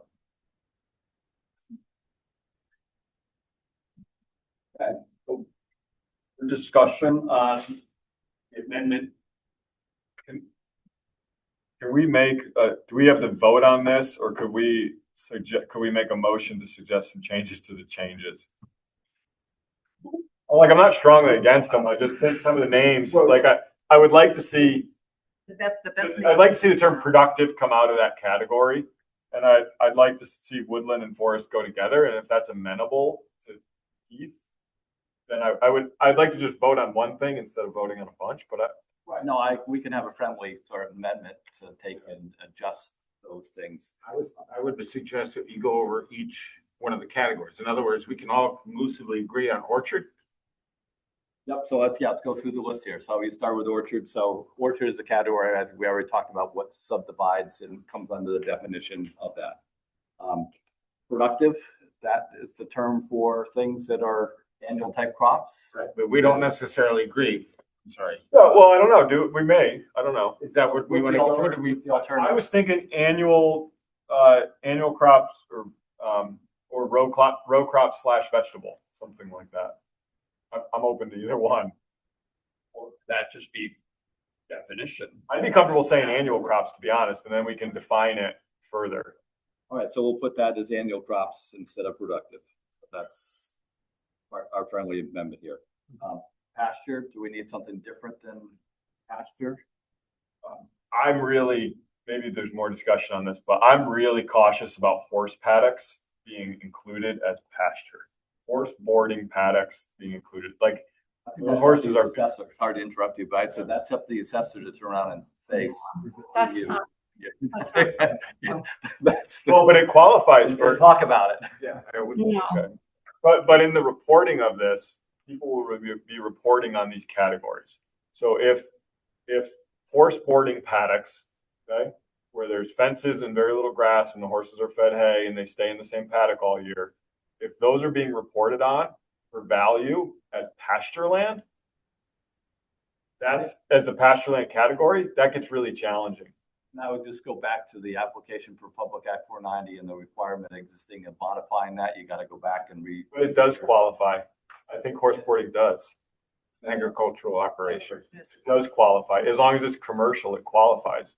But somebody in Fairfield County who's boarding horses for people in New York City, $8 million. making a lot of money on that, they're going to report that as pasture. That is not our determination to decide how much money somebody is making. No. I'm saying they're going to be reporting that as pasture land, and that's going to inflate the tax base for all of us who are grazing cattle on pasture.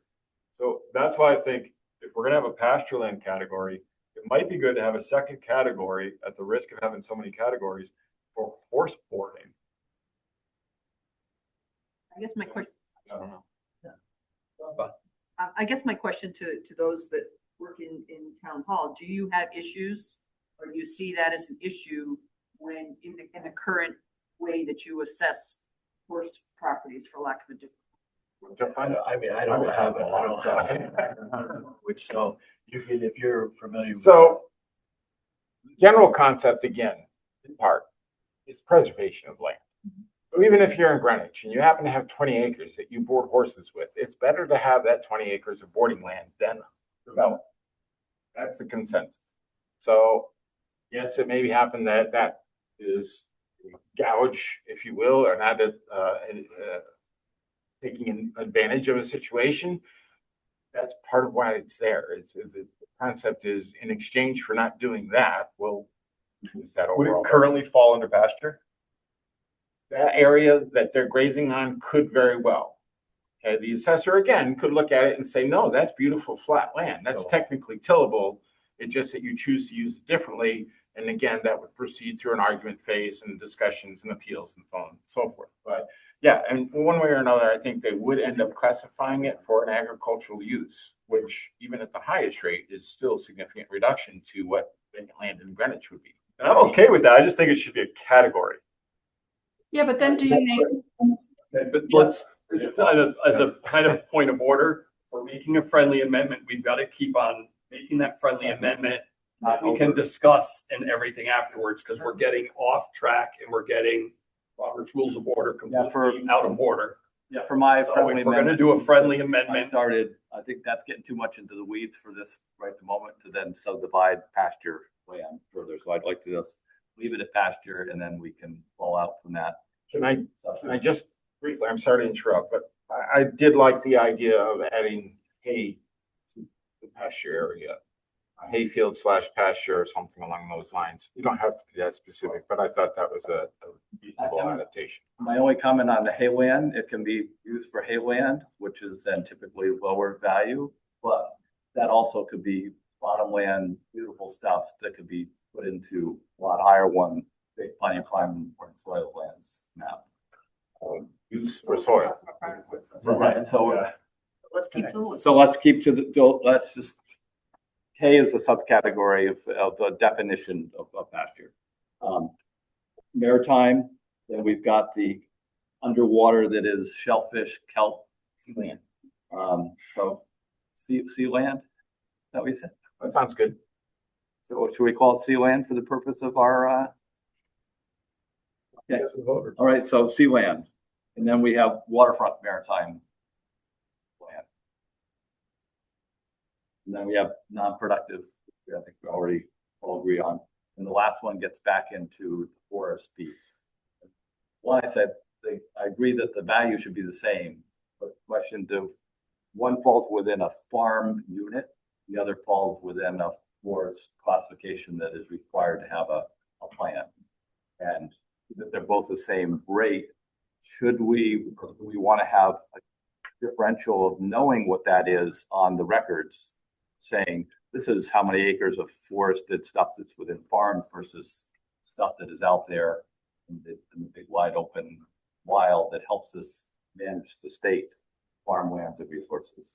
I think we can already get some of those numbers through like the woodland survey. I really think if the value is the same, if we separate out woodland, then we need to figure out the value of that woodland. And if we just keep saying the value is the same, why separate it out into a category? Well, I mean, my farmland, my woodland is not, coming under the deep program. It's coming under the farm piece, so that somewhere the assessor's breaking out, that subcategory other that's different than calling it forest land. David, you want to weigh in on that? I'll let Bill go ahead. Well, I have a global comment as I'm listening to all of this. I know the original intent of us even talking about this was to limit the number of categories to make it easier on reporting. Yet I think we've kind of fleshed this out a little bit. The smaller we make the number of categories, the more we're grouping many things into one, which is ultimately going to affect a whole different segment of the population that we're not intending to affect right now. So our first purpose was to narrow the scope, but I think we're finding right now that we do need a broader scope. We do potentially need 4 different categories of tillable so that somebody right now in tillable D doesn't get hit with all the lease information for tillable A because we're grouping them all together, or paddock with pasture. So that person that's going to report as pasture in Fairfield County is going to have a much higher per acre value of what they're reporting. And then they're going to get grouped in with the person that is just grazing their cattle. But the reporting aspect of this isn't going to be able to separate them, right? So the people at UConn, or they're going to be looking at these numbers and they're going to say, okay, I'm seeing $2,500 an acre versus $100 an acre. What is the difference here? They're not going to be able to flesh that out when they're doing this analysis. So they're going to say, okay, what are we going to do? We're going to grab an average. We're going to grab, and then we're going to be in this same situation again because we're trying to condense so many things into one. We're not going to like the outcome. I'm just telling you right now, if we narrow the field so much, we're not going to like the outcome. It's my global comment. I second Keith's motion because we do have a motion on the floor to keep the discussion going. I'm assuming you finished. No, the only question was the forest piece, whether there's two names to it. I'm not saying that there isn't a farm woodland like option. I'm just saying when I'm thinking about categories, I'm thinking about valuation categories. And so if we were to have the woodland and forest as one, Keith, I would think in the description, it can include the lands in PA 490 forest, and it can include those farm woodlots that don't qualify but are I would just start thinking the flip side of that you have the two being the same value, but you turn around two names of them. It's clear on form of which one goes where. So I want to keep moving on here without the new one, but So Chris, or no. Yeah, thanks. So there may be valuable to cap the woodland category separate and distinctive within the farm unit versus calling that forest land in the woodland in the farm unit, because my concern is that the assessors will get confused and they'll start asking for a qualified forester's report for the forested sections of the farm, which may not even qualify to be PA 490 forest land. The ancillary woodlands, regardless of total acres or stocking, treed, not actually being farmed. And I don't want to get into civil pasture discussion, Joe. Bring it up. But I think it's it's working now. Let's try not to fix it. I'd like to chime in. I've been raising my hand for quite a while now, and there's been a lot of bouncing back and forth. I'm trying to get this amendment on the floor so we can get everything going. I do see your hand raised on there, so just bear with us. So right now, and if we had a second on a friendly amendment, the changes of motion to be to make the land use classes sea land, waterfront maritime, farm woodland, forest pasture, annual crops, non-productive, and orchard.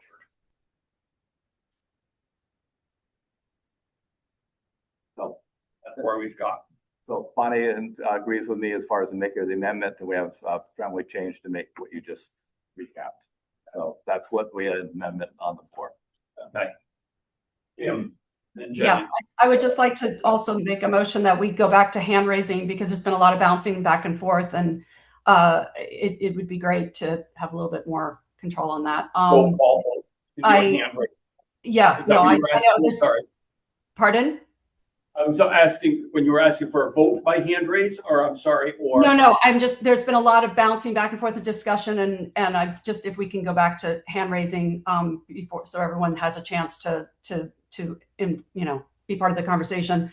I just wanted to go back to, I appreciate the Joe's comment in regards to that paddocks, yes, are going to generate more income, and that can definitely skew when we get into the survey process what those farms are making on that farmland, and so which could then negatively affect those who are raising livestock for food. And so I wonder if there's, and then in the same vein, we have cropland that's growing perishable food versus sod and flour farms that don't have, you know what I mean, that aren't experiencing that same price cap, if you will, and loss. So again, that can sort of improperly skew the results of what farms are leasing for, or what our data points that we're gleaning from,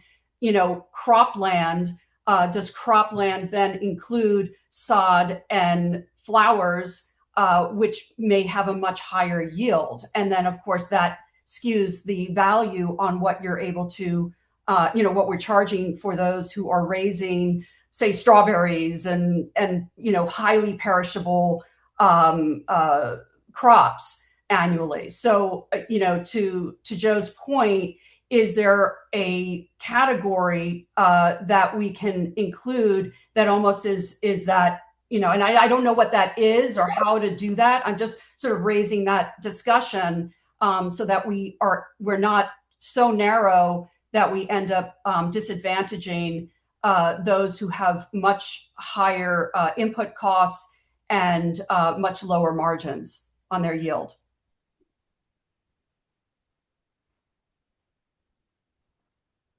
Thanks, Kim. Joe? I don't know if we either amenable to this as a friendly amendment, but adding a horse boarding category.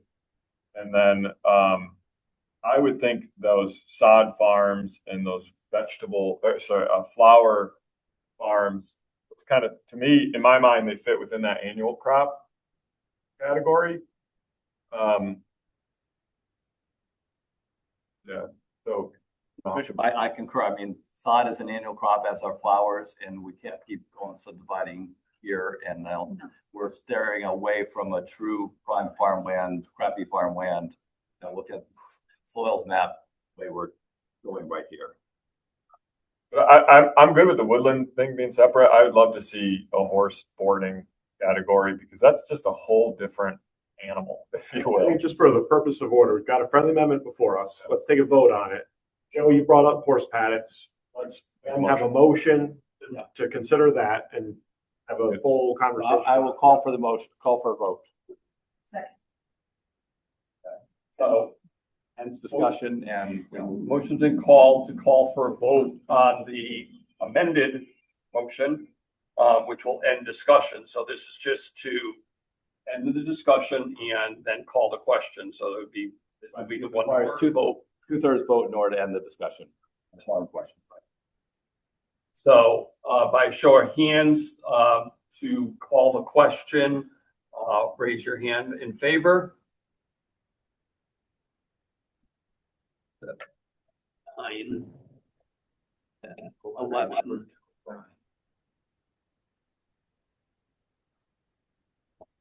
Opposed?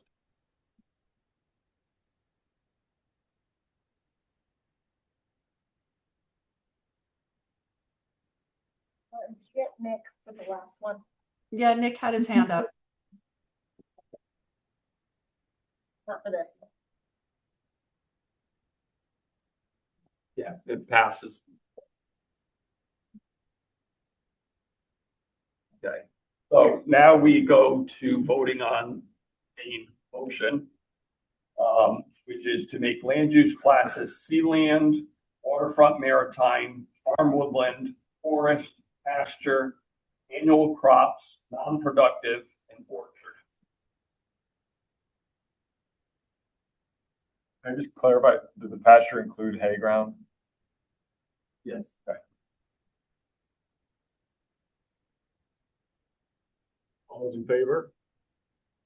Yeah, just raise your hands.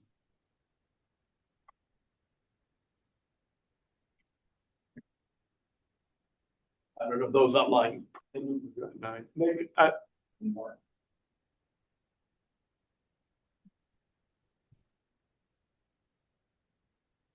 all those opposed?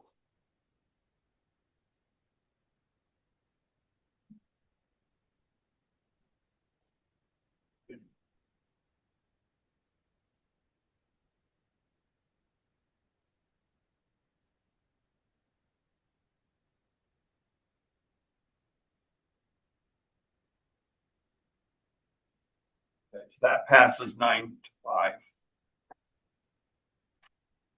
Can I make a motion? I don't know, correct, if not, just say no, I don't know the follow. Yeah, because all motions are up to date as of right now, so.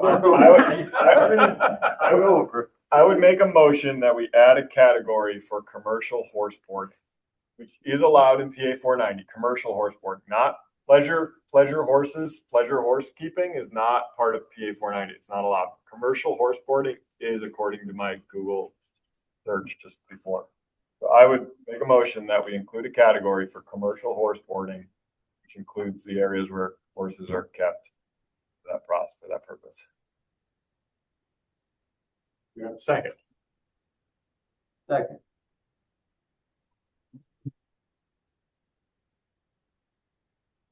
A discussion. The reason for that is I do think they should get a tax break. It is conserving farmland. It is a current use, but I don't see where in the categories we just passed it fits in an appropriate way. Like I don't know where it would fit. It doesn't seem to fit in pasture and hay ground. Certainly those commercial operations may have hay ground. They may have areas where horses get pastured, but in general, those horses are kept in boarding areas, riding areas. Is it currently a category? No. Is it currently impacting a category? What was that again? It's currently impacting to a degree. Have stuff in pasture land. It's at a very reasonable rate. I'm just curious as to how much it's actually the history of it. It has an impact in the category. So either Damon or Bill, you guys want to talk on the assessor So, side? I mean, the key question is going to be, as the assessor and trying to administer that, is defined. Are we talking about the entire pastured area for the boarded horses? Are we talking only about the barn area and riding arena? There has to be more clarification on that, because again, generally speaking, we're just gonna throw everything into one of the buckets that we see. That is gonna probably match out with pasture or tillable of some type, or we sell now productive land or whatever the case may be. I'd suggest it includes the areas where the horses are kept and riding areas, and yeah, so for sporting areas, areas where horses are being boarded are kept. I think Similar to the farm stand type thing, that developed site where the barn and or retail store. Yeah, or where all those This plastic is the white same fences are. developed area in which the horses are primarily boarded. Or all those plastic white fences where they're put out onto paddocks, and they're kept for a Difference period does of that time. make though? What I fencing? do think. I don't Ben, understand. and then Fran, and then Kim. I would vote against this simply because I don't think it has any impact to date, and I think it makes a complication. It's not necessary for that reason. I think it would be, as Damon's point out, we have to define the definition of it. Like each category is gonna have a definition, what we determine fits into this. I don't think there's any data that's been saying to support it, but I do think, as Joe suggests, it is skewing the numbers somewhat. Some of these horse boarders and paddocks may be raising the pasture rate or the tillable rate with what information they're providing. Thank you. Jim, and then Jenny. Yeah, again, I think it's a slippery slope. I think you can start to sort of, break up all the different types of farming that are occurring in the state, or not farming, or uses. I think where we need to sort of focus is, future legislative, exemptions for those that are having high input costs, and not trying to go after those who are deriving income because they're boarding, or they're raising marijuana for that matter. You start to get into sort of granular complications by opening that Pandora's box. So I would definitely say let's leave that one alone, and and deal with it in a different way. That's for everybody's clarification. Marijuana is not listed under 1-1Q, so it wouldn't be eligible. Penny and then Joe. Jenny Kipsic. Okay, well, fair enough, but you get the point. Thank you very I much. point that out every time though, because it's a very sensitive subject. Several motions ago, I was attempting to speak, and I was attempting to talk about how we are getting too in the weeds. We're getting nuanced on all of these categories, and that is of grave concern. And I'll explain why it's of grave concern and why I just voted no. We're getting nuanced over pasture, right? That's about, you keep mixing income versus land use, right? And what I choose to pay for a leased land might be different than my neighbor here, or someone who's growing tobacco, or someone, whatever. I voted no on the last motion because we literally combined 4 tillable categories that will, for the lowest bottom person, so the person in tillable D, the historic tillable D, could now experience up to $2,400 increase adjustment to their land value, right? And so we're getting nuanced over horse pasture here, and I'm just picking on horse pasture, you can insert whatever you want to put there, that we just made a broad stroke on very big categories that are actually farmers who are more than likely producing food for consumption, and we just blatantly stroked our pen and grouped them together. So I will vote no on getting so nuanced into the land use, into the actual categories, because this is PA 490 is about the use of the land and how we tax the landowner for those use. So I just want to throw that out there, that we should be very cautious about what we do here. Joe? So I think that's what we just kind of voted on, is we voted on categories that are taxing people based on their use and not on their soil type. So if somebody has tillable D, but it's in hay ground, they're going to get taxed on hay ground because there is no more tillable D based on what we voted on. There's annual crops. And the reason I throw horse boarding out there, because we don't have data on if it's skewing the numbers. We don't. We don't have data on if it's not skewing the numbers either. We don't have those data. But we made a decision to have categories based on use instead of categories based on soil type. And I think both of those can work, by the way. I'm not feeling strong one way or the other. I think both of those can work, but we made a decision to go based on use.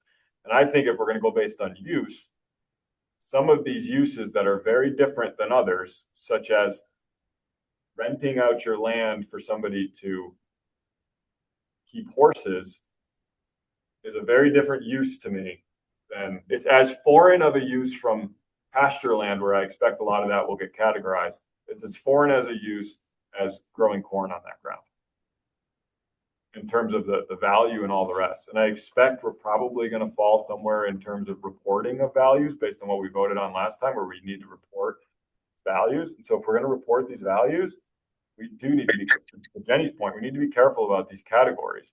And I'm not against this annual crops having another, I mean, I'd be happy to talk about a split of that if we need another motion for it. But I think this horse boarding dynamic, especially when we think about the state, we no longer have River Valley versus statewide. And so if we're going to be going on use values, let's think about some of these uses very specifically that may be different from the others and don't currently fit in the categories and don't fit in the categories we just fit. And to me, horse boarding doesn't fit in those categories. And I don't see it as a penalty towards the horse boarders. I see it as a more fair way of taxing them, separate from those of us who are grazing livestock. Keith Bishop.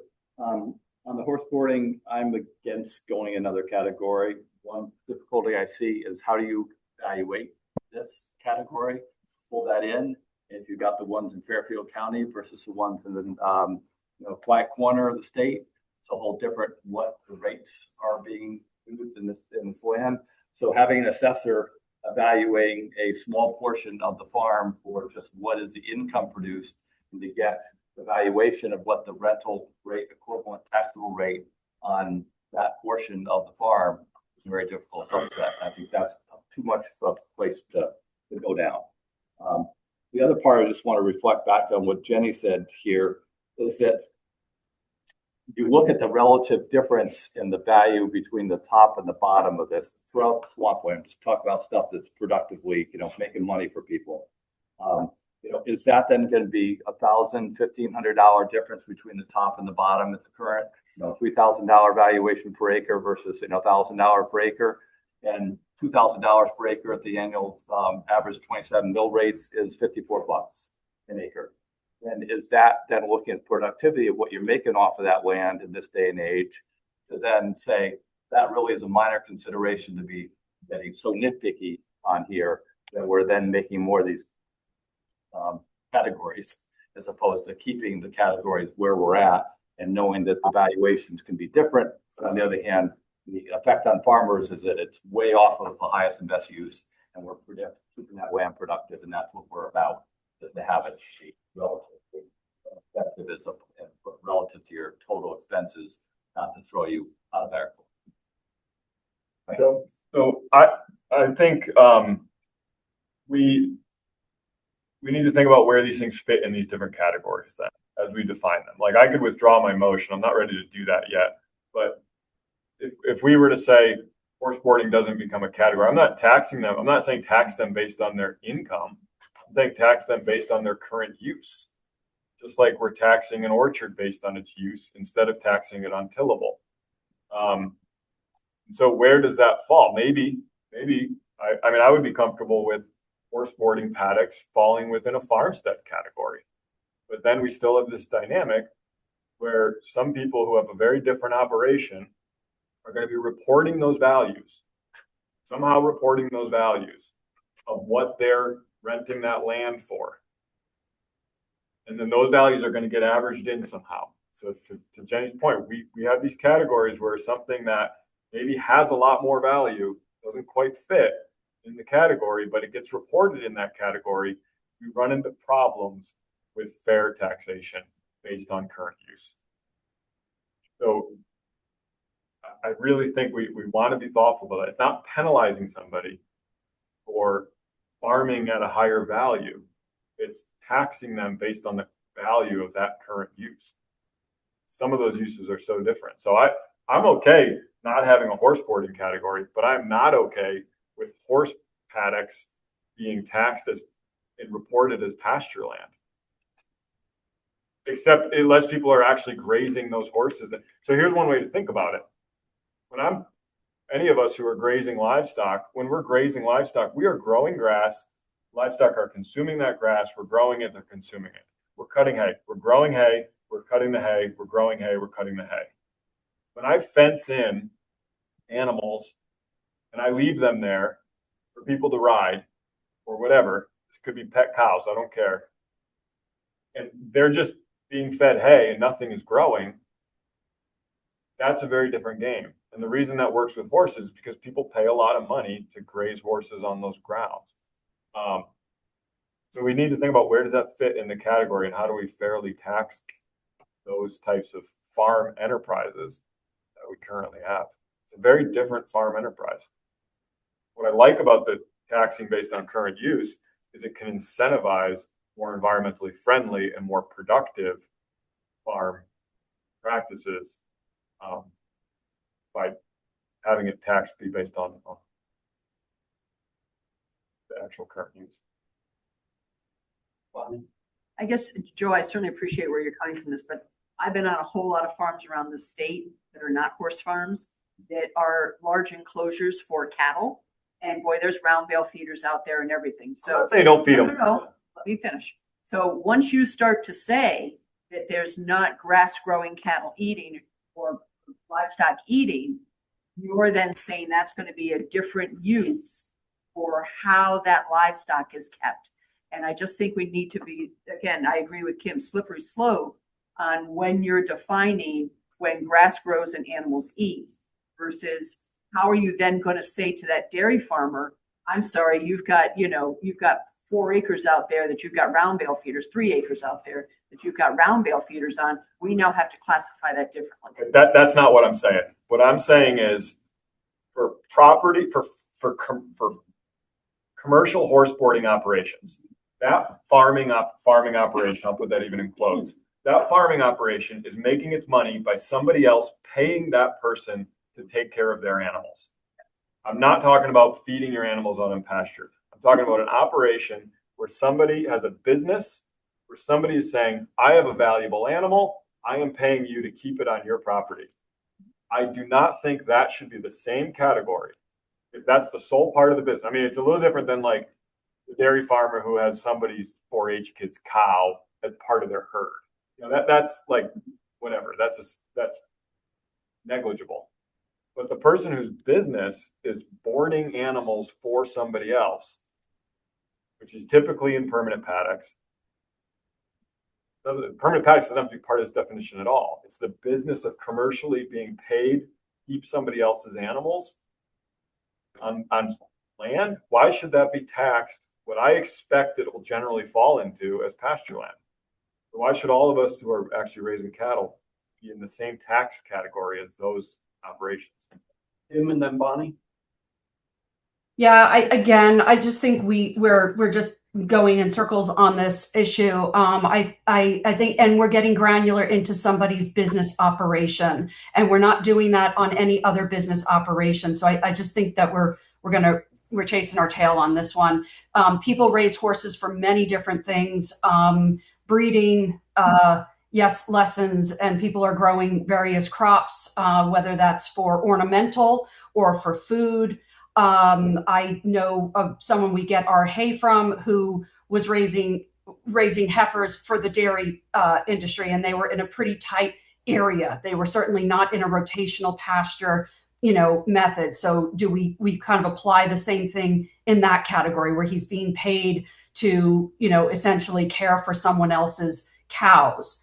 I just think that we're getting hung up here because those who are pasturing, running an equine facility, are making a considerable amount more money. But you can certainly look at other facets of farming that are making a considerably, more money than raising livestock for beef or pork or whatever, and crops for eating. So I think we need to move on. And I really think that Jenny's point needs to be addressed, because I 100% agree. And I know, Keith, you had originally put in to your presentation, I believe, Cropland 1 and Cropland 2 as a, if I'm recalling correctly. And I do think we need to revisit that, because it is important that a point that Jenny made, that we're, those who are in the D category may now be paying considerably more.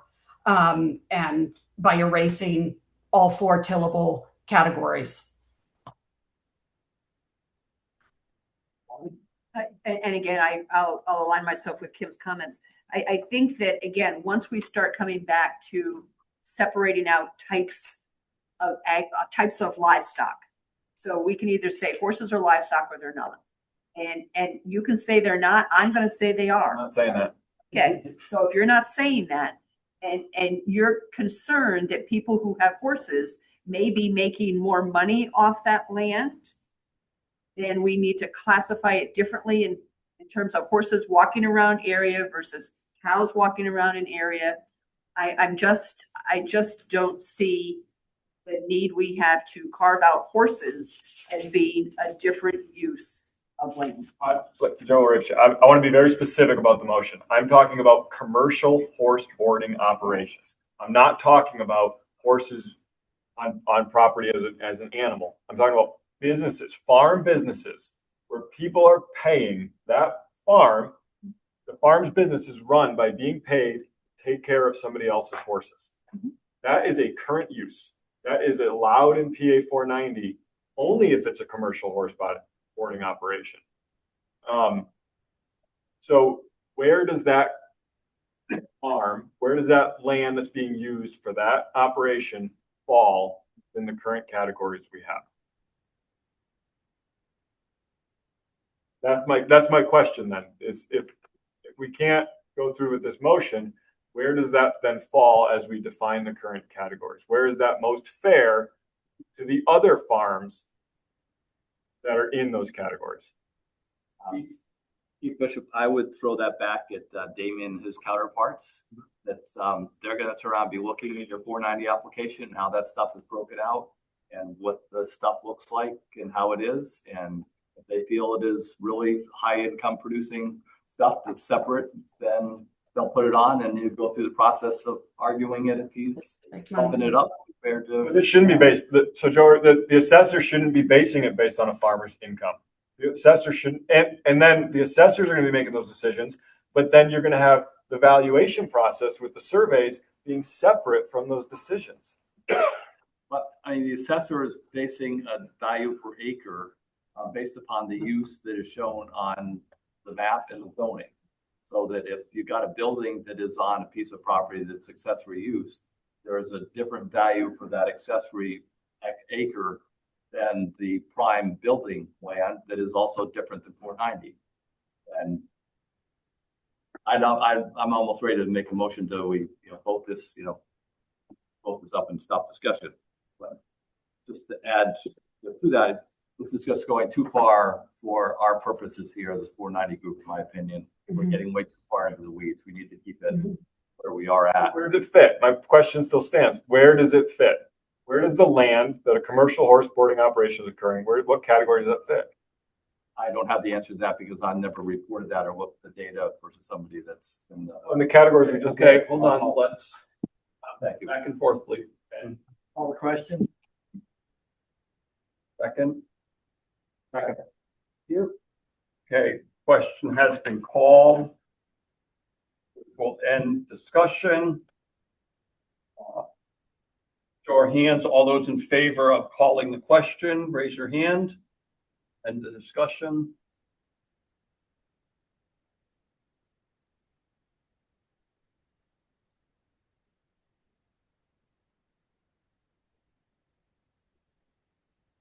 Opposed?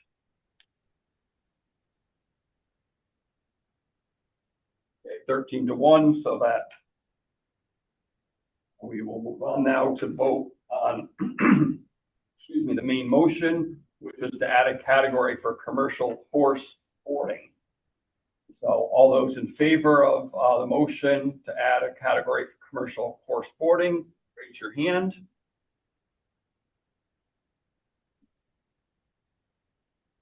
Okay, all those opposed, raise your hand.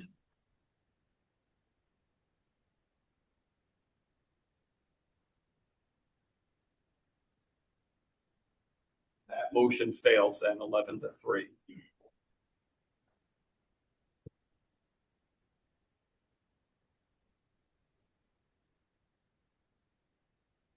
Any other discussion on categories? We have a couple other items to go through. Next one, I'll say this and I'll kick myself later, should be relatively easy.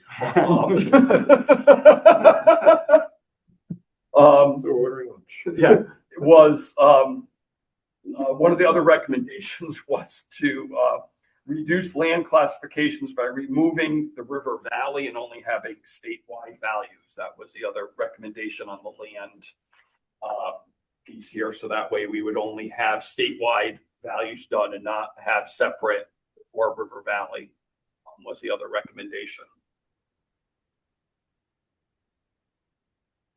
I make a motion that we reduce land classifications by removing River Valley. You have a second. Second. Motion made by Jenny, seconded by Keith. Now discussion. I agree. I think the River Valley is a weird split.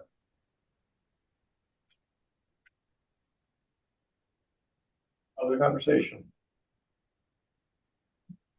Right? And Whalen, I'd support that fully. I have a lot of land in the River Valley itself. I think it's unfairly separated out from the rest of tillable lands. The past practice, I know we're not having tillable now, but I would support that.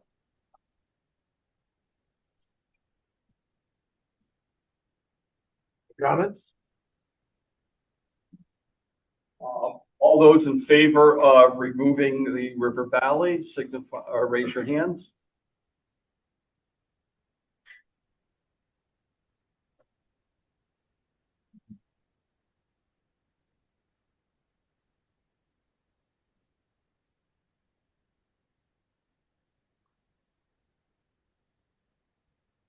And those opposed? 11-2, that carries.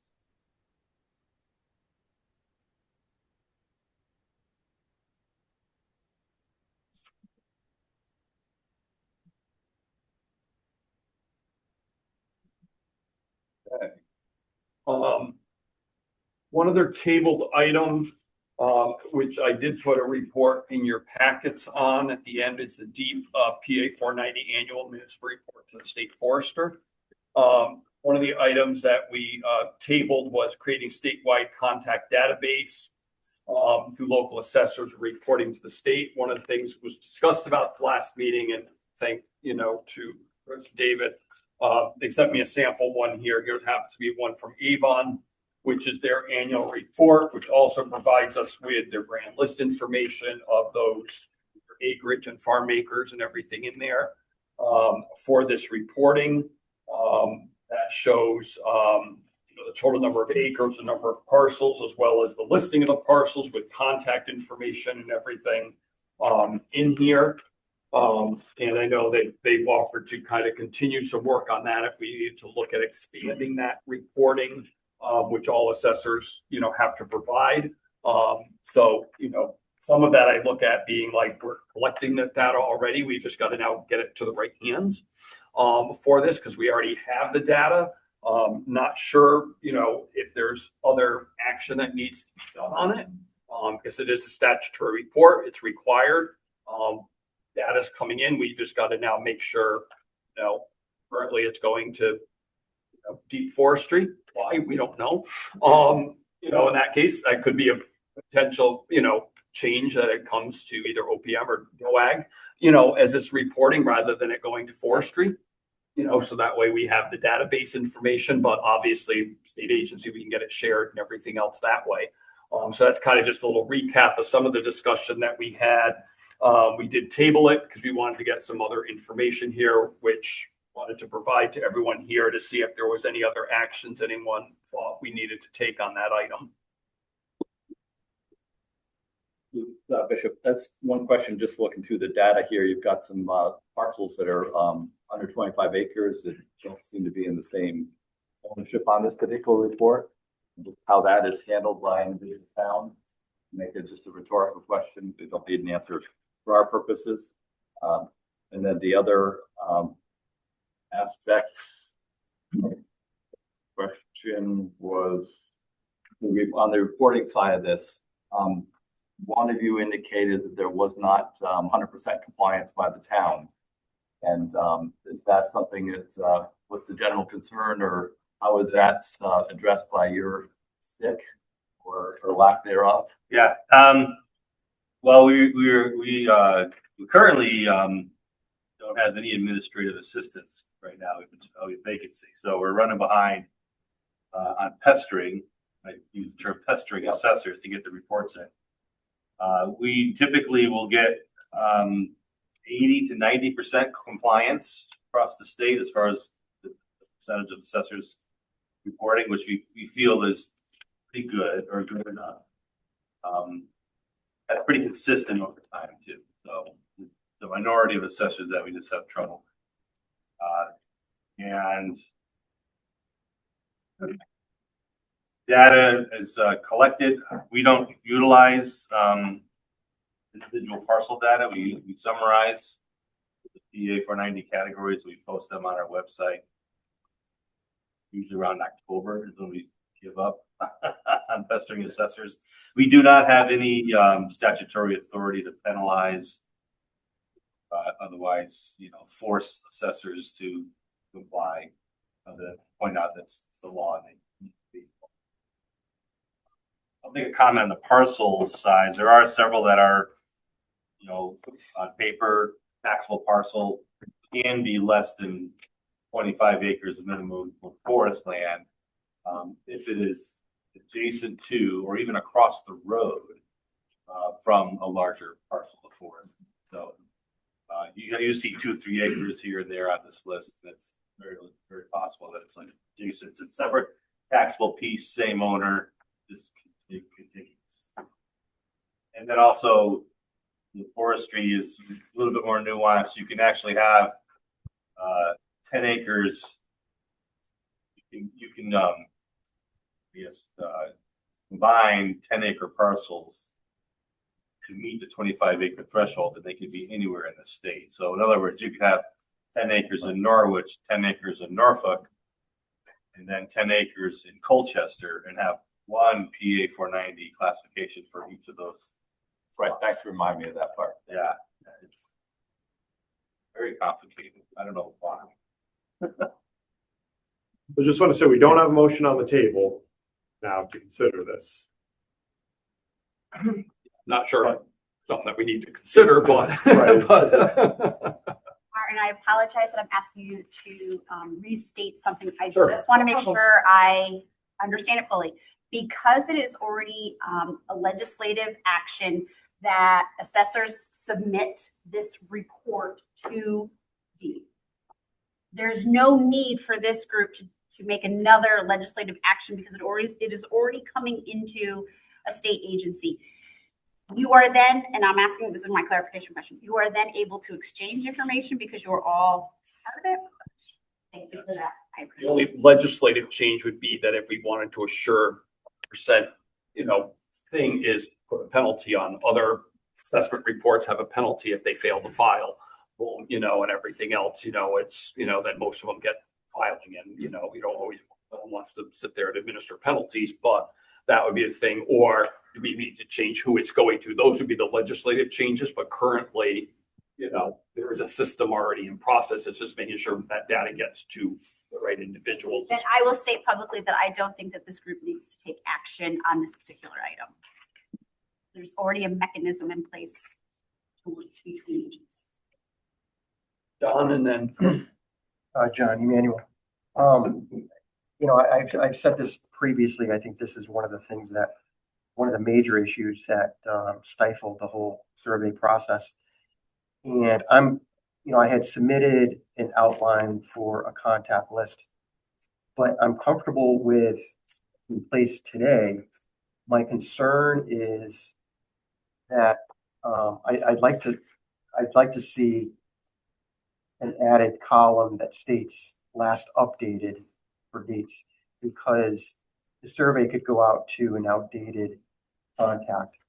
And what we want to do is first make sure that the assessors are sending it to the right department. So if forestry doesn't have the manpower to administer this, it should be somewhere else under DOAG and administer this.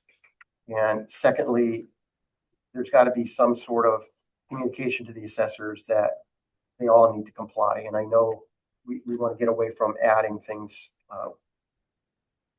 with penalties and everything, but we want to ensure that everybody under PA 490, landowners, farmers, are receiving the survey. And not all of them are going to be responding to the survey, but the more that receive it, the higher the response rate. And I just want to make sure that from beginning to end, it's a seamless process with the appropriate data,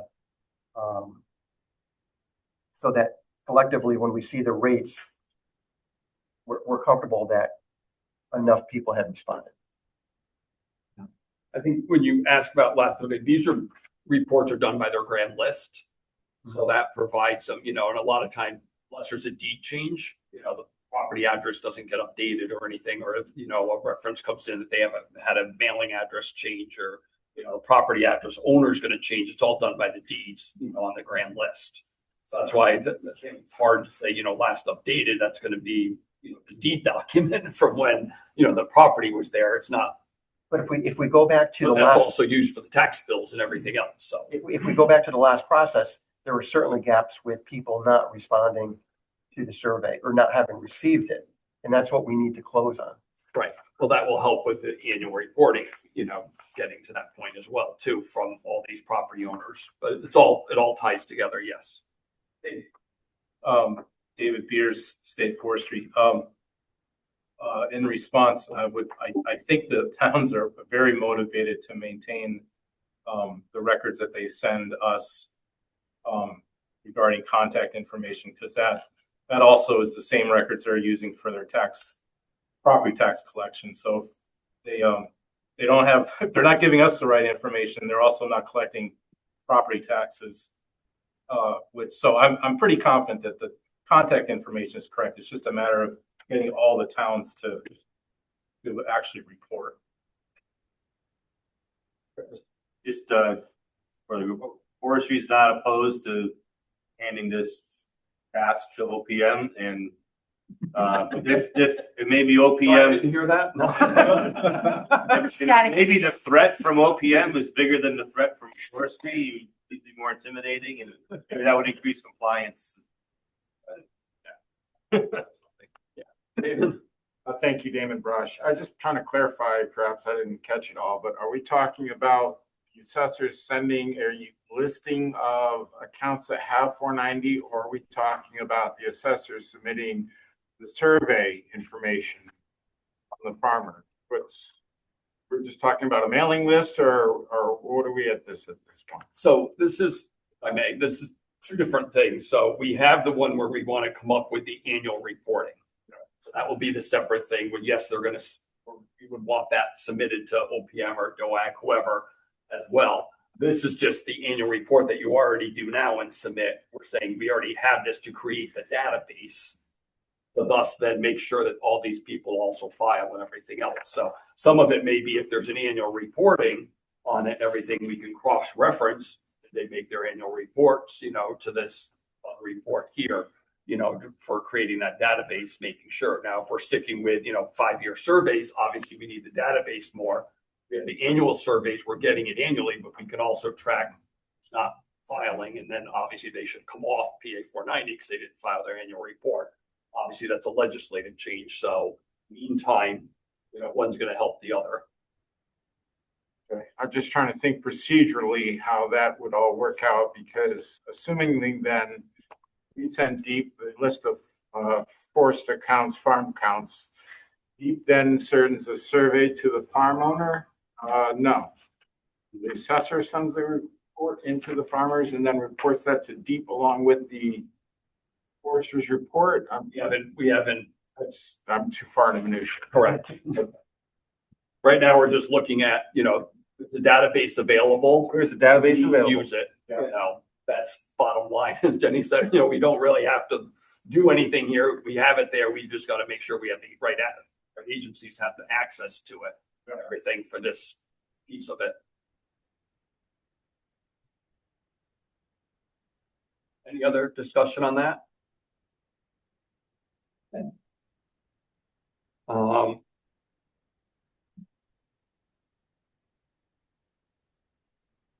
So I know got 20 minutes yet. We do have one person signed up to speak. I just lost my agenda.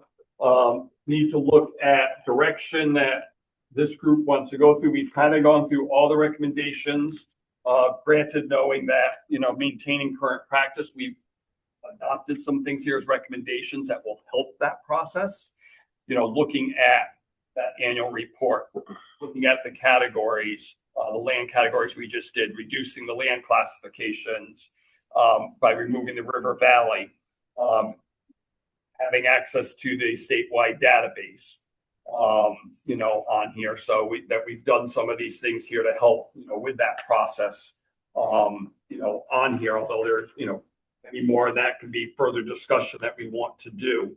One of the things that we said we would do, after we finish all recommendations, obviously we got to kind of go through, fine tune some of these, define them a little bit more, on that. We do have to hold a public presentation, upon the recommendations that, are going to come out of this group, for that. So those are kind of the next steps on where, this group wants to go and how you want to move forward. The next meetings, just so everyone can kind of look at, I know we originally posted for the 11th, but there's conflicts that day. We obviously don't have the meeting room that day available for us. So we are looking at August 4th to be a virtual meeting. And then the other meeting being on August 25th. So August 4th and August 25th. both are scheduled as virtual right now. August 4th is definitely virtual. The 20, if we were to be able to be ready and, kind of come back with finalization of recommendations, prepare a public presentation, everything.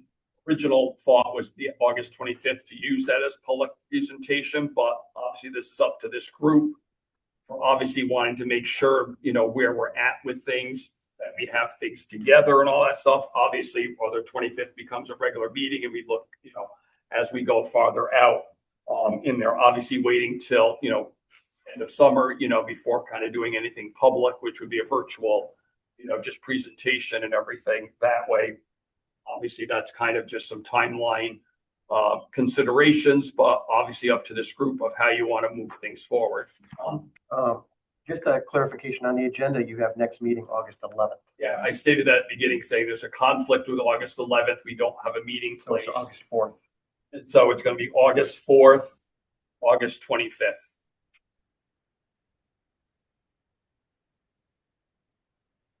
Time?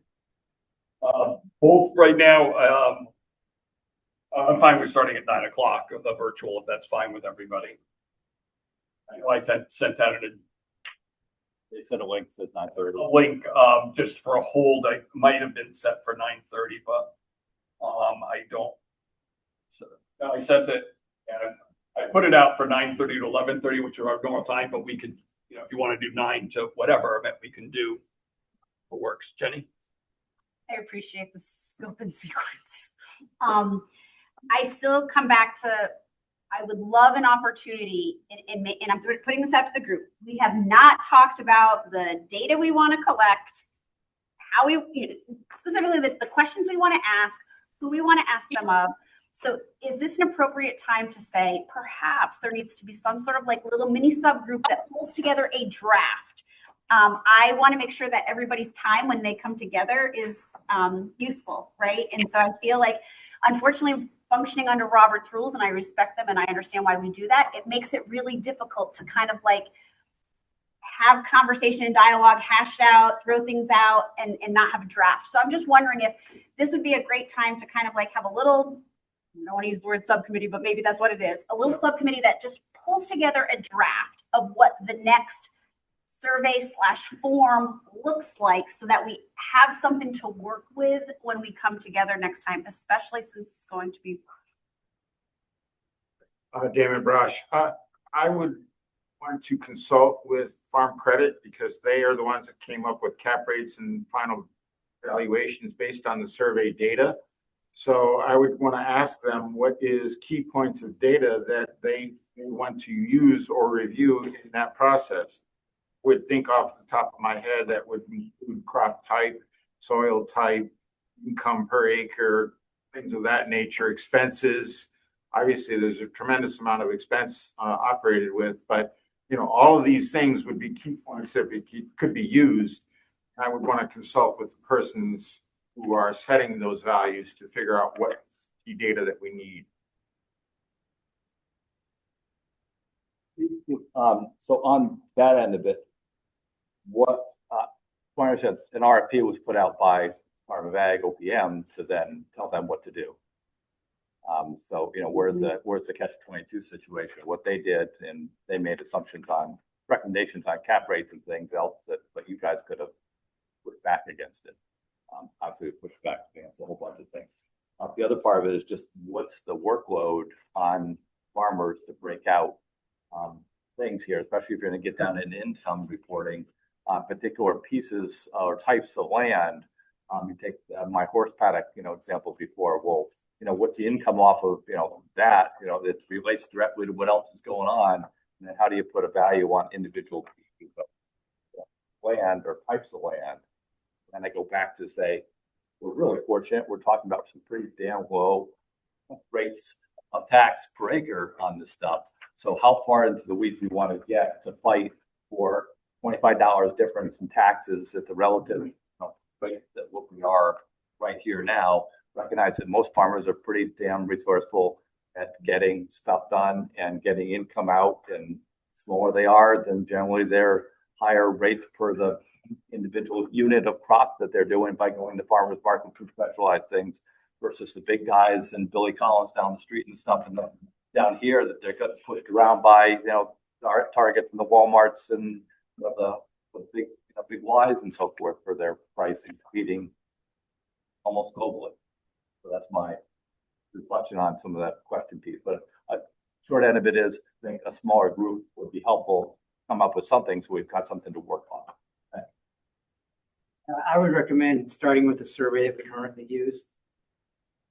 I think like I said, I don't think that there's been an issue with the survey itself, other than if you can make it less complicated.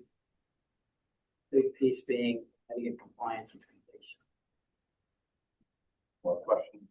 I'll just say, these are public meetings. So there's a formal work group that requires public posting, public participation. If there are people who present something at the next meeting, then that's a different situation. And that's not prohibited. Had that previously done conversations. I would also say, Jenny, to your point about, the Robert's rules, as people present things, it gives people an opportunity to respond to that. So if members come to the next meeting, things to present and members to respond to, that may narrow in some of these things. I'll just offer a caution that we might not want to get into the weeds of the survey details. Maybe specific direction of a less complicated, narrow survey. Got to be very careful as to how far into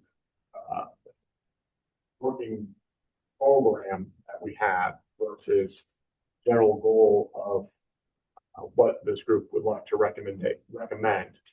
We would have to do RFP, the process that we use, and if we get limited responses to these RFPs, so it's not like we have a universe of people to respond to some of these requests for proposals.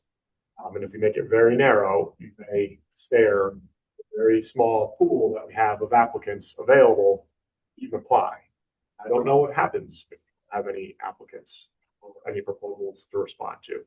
It's certainly not going to drive to the desire to get more information more frequently that this group previously stated. So just as a comments for consideration, I would offer that. Joe, you've got your hand up. So I was just thinking on this process wise, we're talking about a survey process to gather information to figure out the values. We still maybe want to discuss what we're trying to figure out. Because there's been conversation about rental values and there's been conversation about farm income. Are we trying to figure out what the income is off of these current uses, or are we trying to figure out the rental values off of those? Those are things I think we could define part of this group, that these are going to be based on rental values, or these are going to be based on some dynamic of farm income, and then I don't know where we sit on this. Yeah. I move to use rental values. You've got a motion to use rental values to determine land use values by Ben. We've got a second by Jenny. We'll open up for a conversation. I have a comment on that. How do we apply that to all categories? So, unproductive land probably isn't going to be rented. I don't know what the dynamic is with this maritime seabeds, but if those are leased from towns or states, that might be more clear, or it might be more foggy. I don't know, murky, if you will, term-wise. Yeah. So I think if we're going to talk about rental, I'm comfortable with rental values for some of the categories. I'm uncomfortable with others, especially the swampland, and even, I don't know, there's probably a few others in there that are worth thinking about rentals. Damon?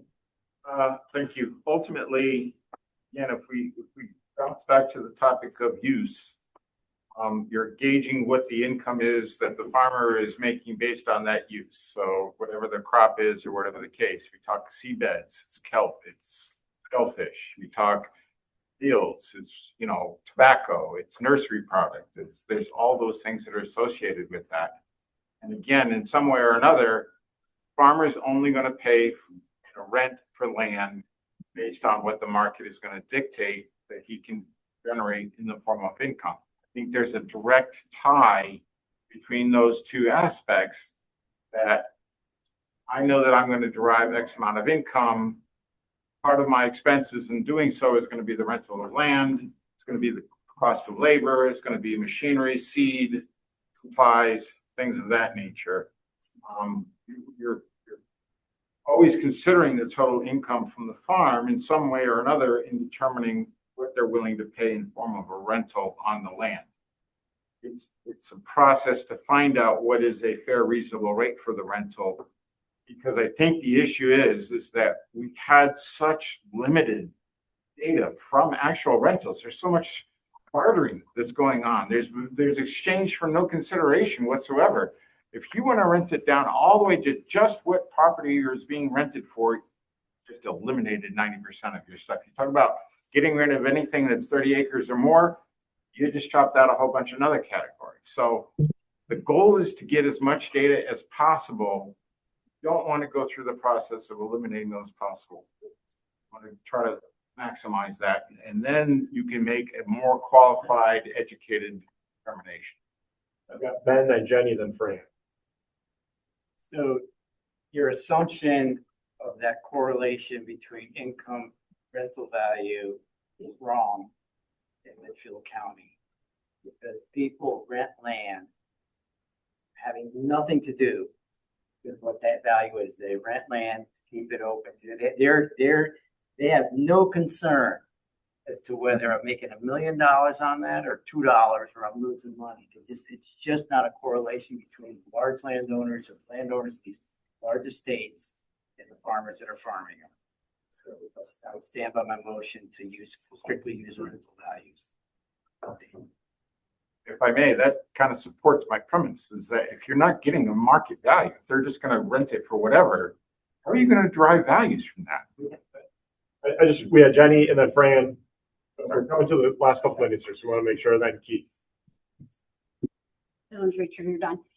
So I just want to say, this is a land use law. This is PA 490. This is about the use of the land, not the farmer's income off of the land. And so hence, I continue to support my second of the motion, that this is about the lease value, right? Because it's not about, the landowner and what they're getting, and it's not about the farmer and the income they're making, because someone can have PA 490 land who is not a farmer. You do not need to have a farm, be a farmer making an income off of it to have your land enrolled in PA 490. So I do believe that that's a strong assumption to say that those two correlate together, and they don't. So I support second of the motion that this is about. Fran, Keith, David. Fran Whalen, I think it's about the lease also. I think you're gonna get too complicated with the farmers to calculate all these dynamics on each parcel of land. It would be a lot of time, a lot of energy, a lot of thought process. And I think they're gonna get discouraged, and either they're gonna estimate it or not give accurate information. The lease part is clear cut. It's the way to go in my. Keith Bishop, I'm not against the rental piece, but my caution is we're throwing out 75, 80% of the land in Connecticut is not rented. It's owned by farmers, and there's no agreement. So how do you turn around and get that piece of it related back to what you're doing for a taxation value? You could say that people may be having multiple LLCs and doing things back and forth. But then, they're doing that for other tax reasons, not for a fair market value between the handshake, arm's length deal. That's my concern, is we're again throwing out a whole big subset of data that we're saying it's rental only, and then that begs the question: well, how do we get something to help with that process? And I don't have an answer now. Damon, Joe. So part of the question in your application is the income derived. So income is a vital portion of determining classification of the land. You can say income from the rentals, you can say income derived from the operation of the farm, but that is one of the categories that's out there. I think, again, if you restrict out the lease area, it gets difficult. And you can, again, by the gathering of data can give you so much that if you have polled information of people who are leasing land, and then you have poll information that shows derived income, you can factor it out. You can see, oh, well, okay, they're renting it out for $300 an acre, and the farmer is making X amount of dollars. And I can see a consistent pattern here where, they're paying X amount of dollars in range for the lease of the land, depending, and you can correlate info. Okay? You don't have to say, oh, well, that farmer made $100,000 or $1 million last year, so I'm going to get them for that. That's not the point here, because again, gross income versus net income, totally different things. There's a large degree of expense that offset all of that income. There's factors that have to be put into play. Use that to some degree already, but I think, again, just by shutting everything off and just looking at one aspect, when that aspect we all agree has been tailored out so that a lot of the market forces aren't there as much as what you're actually trying to grab. And it does reflect use based on what the farmer is doing on the property. So that's my 2 cents. One of the challenges I'll throw out with rentals that is important to consider too is, as people report this, if we go this route, as people report it, they might rent out parcels of land and not specific uses. So that's something we'd have to negotiate and navigate, because that was a huge problem in the past round. There's also probably current uses that have a lot more rentals than others, and that might be something we think about. For example, Swamp probably has none. I won't bring up horses, but like Swamp is a good one that has probably 0 rentals, or maybe 1 if somebody's got a cranberry bog. I don't know what exists in parts of the state. So we got to think about that, because we don't want to use rentals for those ones. And then there's a little bit of a weirdness here if we think about the current use when it comes to rentals, because in some places there probably are a lot of $0 rentals. That could be because of Litchfield County, where I grew up, where you have these wealthy landowners who don't rent for anything because they're just happy to get the tax break. And it could be the same in like where I live in Union, which is a relatively not wealthy town, and people will rent land for $0 because they want to keep it cut, saves them effort, and it does save them on taxes, and they don't have a lot. So there are some real challenges with rentals I think we need to think about. And I'll throw this out as my last point. I don't feel strongly either way, but we could have rentals combined with something else too. There could be multiple ways that this is. We don't have to just have rentals or just have some sort of current use value. We could have some combined method.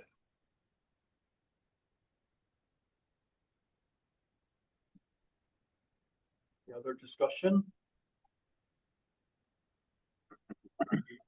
Call for a vote, which is to move to recommend using rental values to set land rates.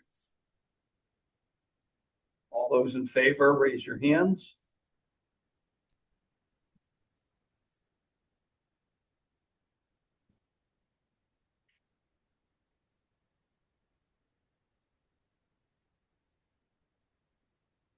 All those opposed, your hands.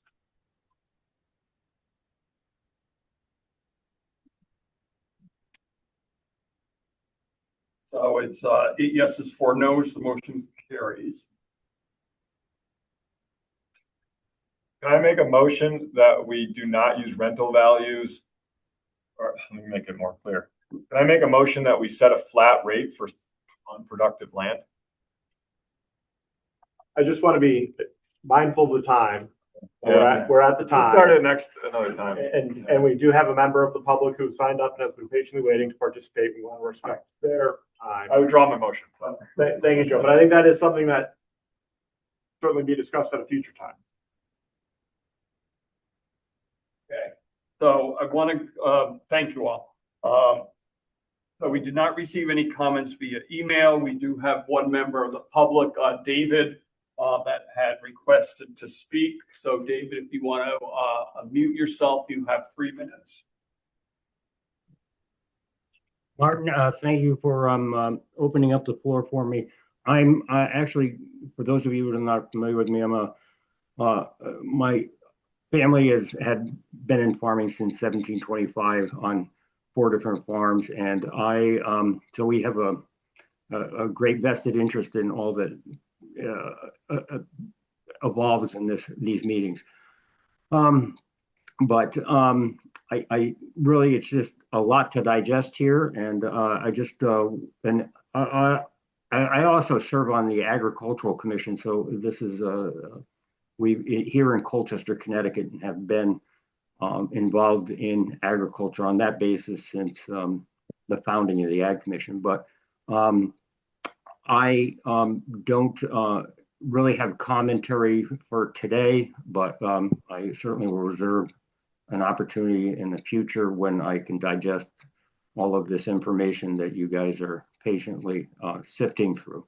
But thanks for all your efforts, and we'll let you go home. Thank you, David.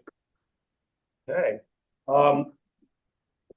Said our next meeting, August 4th, we'll continue discussions here, going through, looking at our final voted on recommendations, other discussion that we have on here, and working towards, trying to wrap things up and getting to public participation, public presentation, excuse me, on that. But we will do virtual on August 4th. And so then at 12:03, we will adjourn. Thank you all very much. Appreciate your efforts today. Thanks.